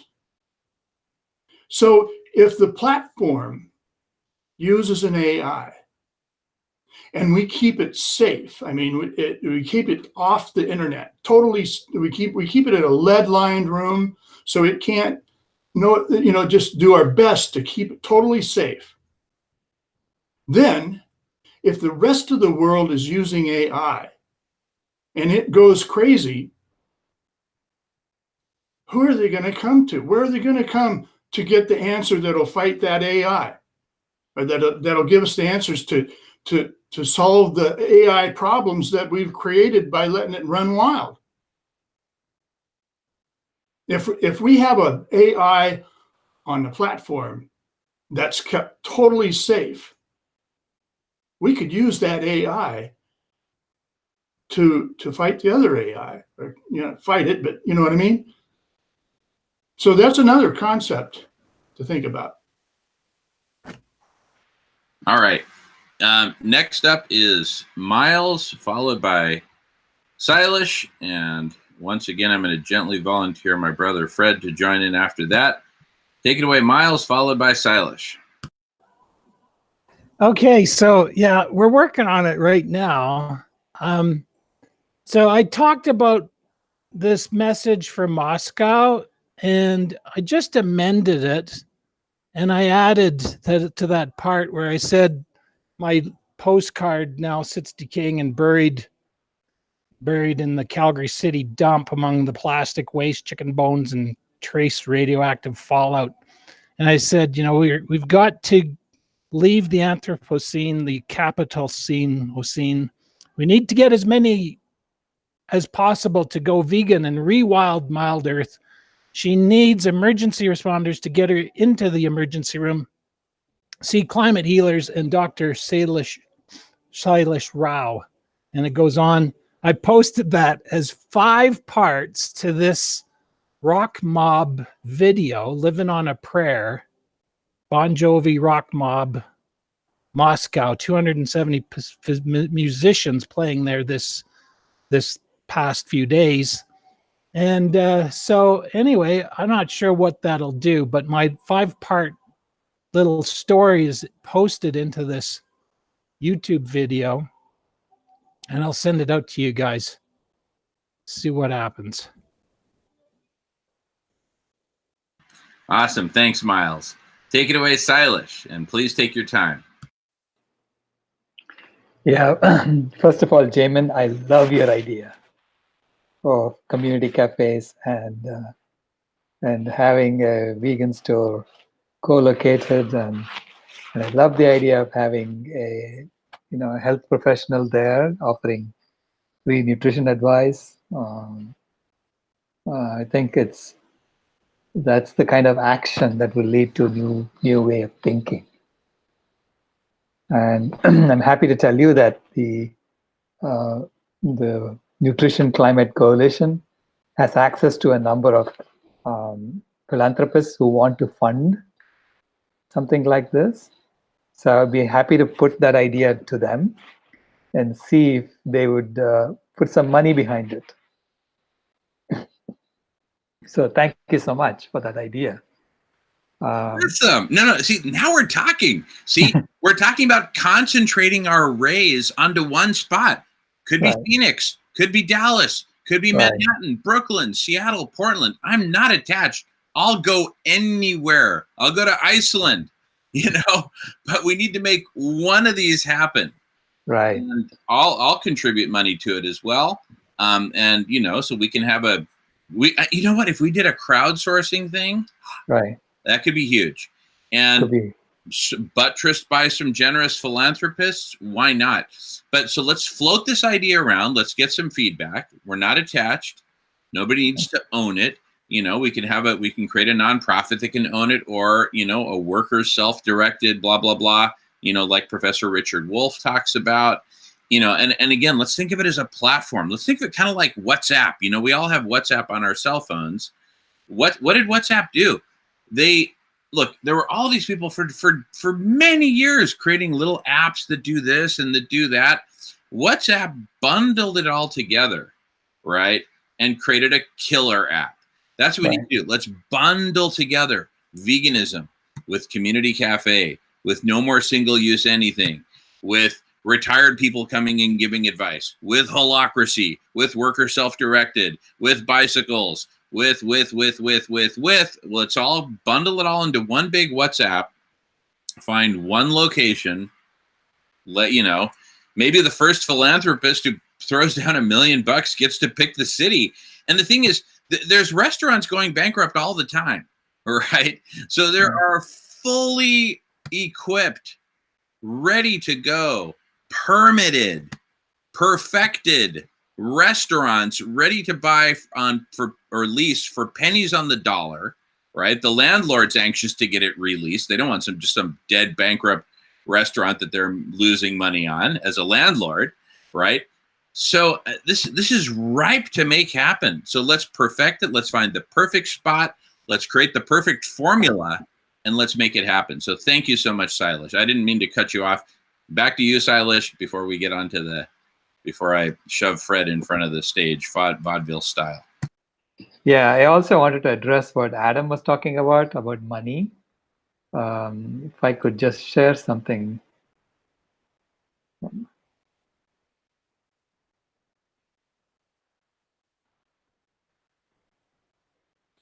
Looks like Silas is doing a screen share. Go for it. Yeah, I'm going to do a screen share. Yeah. Do you see that? Yes, we do. Yes, we do. So this is the, I call it the greatest transformation in human history. And it turns out everything that we have on the left-hand side here, which is scarcity mindset, the culture of consumption, destruction for the planet, and disease and division for humanity, and death and cruelty for animals. All of this is driven by the architecture of the money system that we have. It's not that we are inherently like this as a species. It's just that the money system is forcing us to do it this way because of the way money is created in the current system. So as a switch to the right-hand side, which is a service-driven economy, an abundance mindset, a culture of compassion, regeneration for the earth instead of destruction of the earth, and health and unity for humanity instead of disease and division for humanity, and love and kindness for animals instead of death and cruelty for animals. All of this can also be created with a different architecture for the same money. So I call it the Ahimsa coin currency, that you can create a currency like that fundamentally makes us, when we use that currency, get to the right-hand side and start thinking like this. And that's one of the tools I would like to try out in this certified compassionate corporation, and in this community cafe, in that setting. So people who come in automatically get an app that allows them to start doing compassionate acts and getting the new Ahimsa coin currency into their system, when they do that. So I think it's a way to kickstart the new system and the new way of thinking. So thank you so much, Jamin, for that brilliant flash of insight. Hey, Dr. Rao, could I just jump in for a second? Sure. So your drawing or your chart here is setting up something like a forever plan. Right. So have you ever looked at like the plans, the emergency action plans that we have, like the city develops and stuff? Because that has to be included in the overall plan. Where are we going to get our water? What are we going to do with the waste? What are we going to do with all these different details? How are we going to get cool? And there's environmental problems you have to deal with. Right. And I just think that when you put all that together and try to use any form of money, it just doesn't work.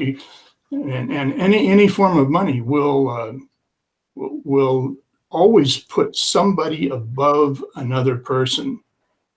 It always creates inequality, no matter what form of money you get. And if you're going to design something, I like what you're doing here, but if you're going to design something that's forever, that's going to last, so humanity will last 1 million years, you're not going to be able to do it if we use the artificial concept of money, because what money does is it replaces our we used to get our sustenance from nature, but when we started using money, we replaced that realization with an artificial realization. We think so now. We think we don't work for food. We work for money so we can buy food, and that sets up a system that you just said is that we have to. It is money driven, and it's just totally unfair, and it destroys everything. That's all I want to say. Thanks. Right. So I see the new currency system that I'm talking about as something temporary you need, to ensure that in the transition time, we are not using way more resources than we can. So ensure that we don't use up more than half the earth, so the other half can be given back to wildlife. So eventually, I think even this accounting may not be necessary, but initially it will be absolutely necessary. I don't think you can go from a system where we are using up 1.5 Earths to a system where we are not measuring anything. Anyway, that's my opinion. What if that collapse comes? I mean, if we have a plan ready, when the collapse comes, I mean, just like the cities have these, plans for short-term plans for emergency. If we have a long-term plan or a forever plan, once the collapse comes, the banks are going to be gone. There won't be any time to institute a new money system. Right. That's why you need to do this before the collapse comes. Well, then again, you're trying to change people, and we've already proven so many times that you can't change people. I don't know. I don't think it'll work, but I do like your ideas. So thanks. Yeah, it's based on what Jamin was saying. It is Buckminster Fuller had this statement that if you want to change the way people think, don't bother trying to teach them. Instead, give them a tool, the use of which will change the way they think. So it's sort of in that line, Anyway, that's all I had to say. Thank you. The platform does is it gives them a tool. Well, the platform gives them a tool, but ultimately the platform, the Radical Collective Intelligence platform, Adam, is a tool to create other tools. It's a meta tool, right? It's not an end in itself, right? And this is a beautiful example. What we're doing right here today is we are using the platform of the Social Club at the End of This World to co-create the tools of a vegan community cafe co-located with a vegan food store, with zero waste, with holacracy, potentially with a new form of currency that by design eliminates the bad parts of currency, right? If that's possible. And if not, and if there is no currency that can possibly work, well, we still have to pay suppliers. We still need to pay the landlord rent. So we use it as a bridge. And when collapse happens, if this whole thing is functional, together with vegan farmers and suppliers and a whole network, it can work perfectly well without money, but we just need to get a bridge to get there. And, so let's design the bridge. Let's design the optimal bridge is I think what we're all saying. Anyway, let me see. I think Fred's up next. I'm just kind of coaxing Fred in, but because no one's in the queue at the moment. Anyway, I'm ready. I can just say this has been the best social club that I've been to. And as usual, for me, it raises more questions than answers. But I have to say, Adam, I love your desire to eliminate money, but I can't imagine a world without some form of currency. That it's too complicated. You can't. When the collapse comes, there won't be money. Yeah, right. So all I'm saying is we have to plan for that. Yeah, Trying to tell people we have to end money. But let's try to plan for not having a collapse, because I also don't think, like, what were you calling it? A plan, a future plan or whatever. That's Forever plan. Yeah, for a forever plan for a million years. I think that as we go along implementing solutions, we're going to come up against issues or problems that we didn't imagine as we were moving toward the forever plan. I mean, things change. It's not going to be a static, undynamic move. So, I mean, you can plan so much, and like they say with war, or what was his name, von Clausewitz, that, you know, you can plan for war, and then there's actually being involved in it, and it's completely different from your plan. So, yeah, but like I said, I'd like to finish on a positive note for me, that this has been a really galvanizing. This meeting felt different for me. Felt like, yeah. Okay, that's really all I want to say. And I want to say, Dr. Rao, I am a inveterate carnivore, but and my daughter's vegan. I mean, 100%. And I'm looking for a way to make the change, because I really do. I recognize it as a fundamental, basic problem to getting where we want to go to, and that I need to make the move. It's going to be hard. It is going to be hard. I really enjoy meat, but I love animals as well. Anyway, thank you. I'm done. Yeah, great meeting. Are we gonna, I mean, I don't want to leave, but I haven't eaten lunch. It's almost 2:00. What do you think? You gonna keep going, Jamin? We'll keep going as long as people have stuff to say. We are going to post this meeting. Absolutely, it's posted automatically. Okay. And I just want to say to you, I'm coming up to Whidbey Island to see you. Beautiful. That's a threat. A welcome threat. A welcome threat. All right. Goodbye, everybody. Love you, Fred. Thanks so much. See you next time. All right. See you soon.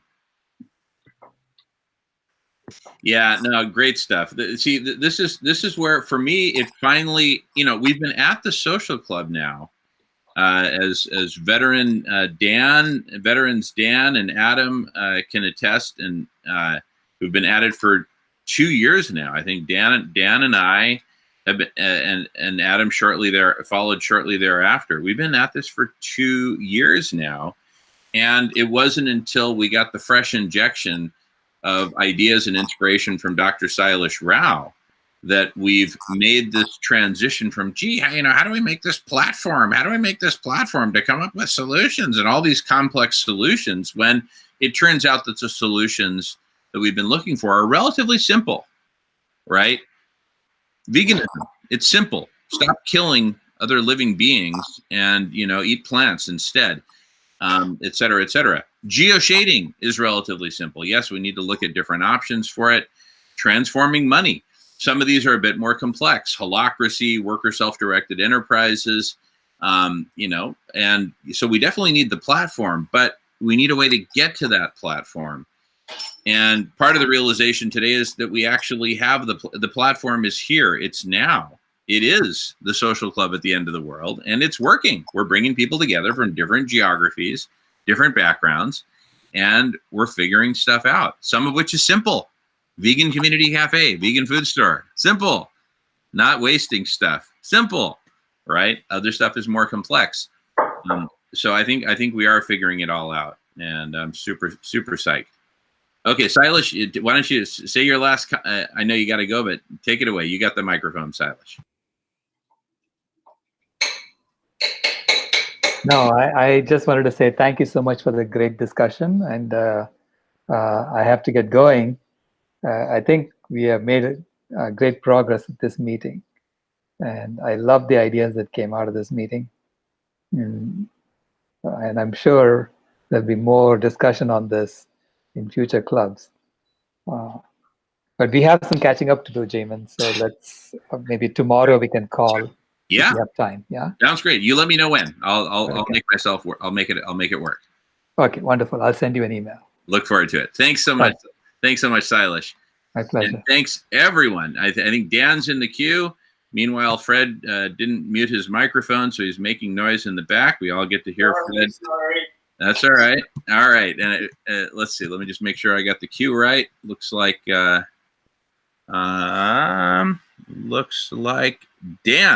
Take it away, Dan. Yeah, so this will be my final input. I have to get going too.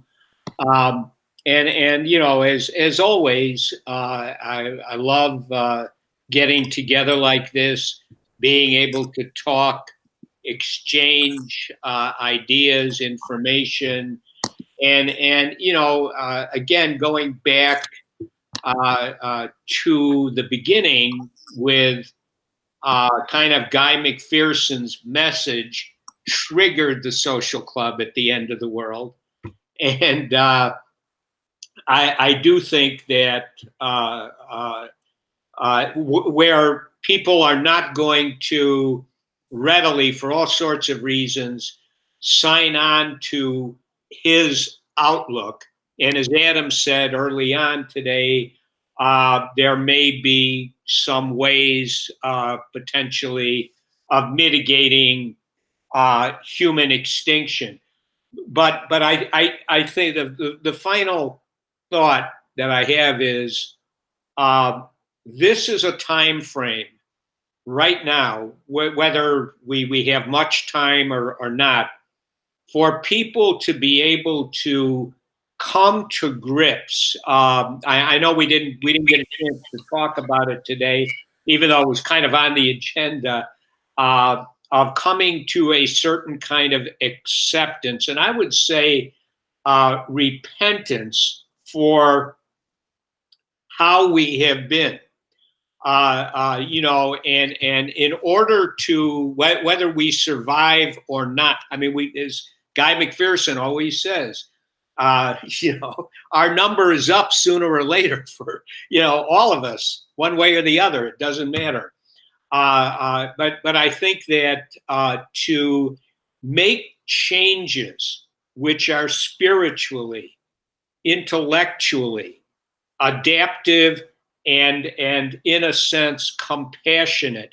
You know, as I said earlier, you know, Jesus Christ was a great, in my mind, a great softening of God. You know, the tribal warrior God, and he did ultimately engage in a tremendous altruistic act, and we are hardwired with being altruistic, but we've created a culture where altruism is not greatly respected in a serious way. And that does get into the economy and money and whatever, you know, the neoliberal philosophy, policies, etc. Anyway, so I do feel that again, you know, it was good conversation. I look forward, you know, to getting together with everybody next week, and you know, so I'm saying goodbye and look forward to being there next week. Take care, everybody. Beautiful. Great input, Dan. Really, I second and third the comments that this has been one of the most amazing social clubs to date. And, you know, this is the platform maturing and, you know, perfecting. And, you know, it takes time, like many great things that looked like an overnight success to the outsider. There were decades in the making, years in the making in the case of the social club. And the social club's part of the platform. It's kind of the first iteration of the platform, really, because, you know, versus some software that I've written up over the years that hasn't been used, this is something that's actually being used. Adam, looks like you got something to say, buddy. Yeah.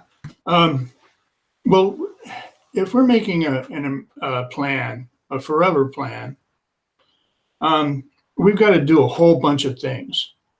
I mean, solving the problem of global dimming is one of them, or the global dimming effect. What are we going to do about the Arctic? What are we going to do, about all the dried out soils and the rising temperature? All these things, there's a lot of different ideas out there. I mean, there's a lot of science out there, but there's no place that puts it all together. That's what the platform should do is so you say, well, how are we going to solve this? You go there and you find, and so, okay, well, these are the options we have. Then you have a topic team that's like a think tank that, that works with the search engines and really analyzes it and says, well, we think this is the best choice. I think that's how it works. Yeah, I agree. All of this needs to evolve. The platform needs to evolve with the community. And, really in many ways, you could look at what we're doing is just groping for the right on-ramp onto this utopian superhighway. Part of it is the platform. Part of it's the community that we've been building here. Part of it's a physical location that we can go, like the community cafe, etc. So let's just keep on keeping on. All right. Well, I got to go too. So you have a nice day. Thanks. It was a super good meeting. Thank you. Yeah, we've been at it for almost 3 hours now. And, this is part of it, committing to it and sticking it out and having long conversations when necessary versus the 30-second soundbite on Fox News.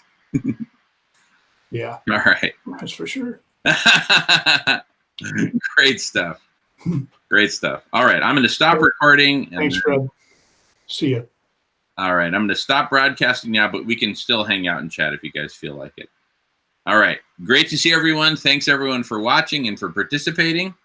And we'll see you next time on the Social Club at the End of This World.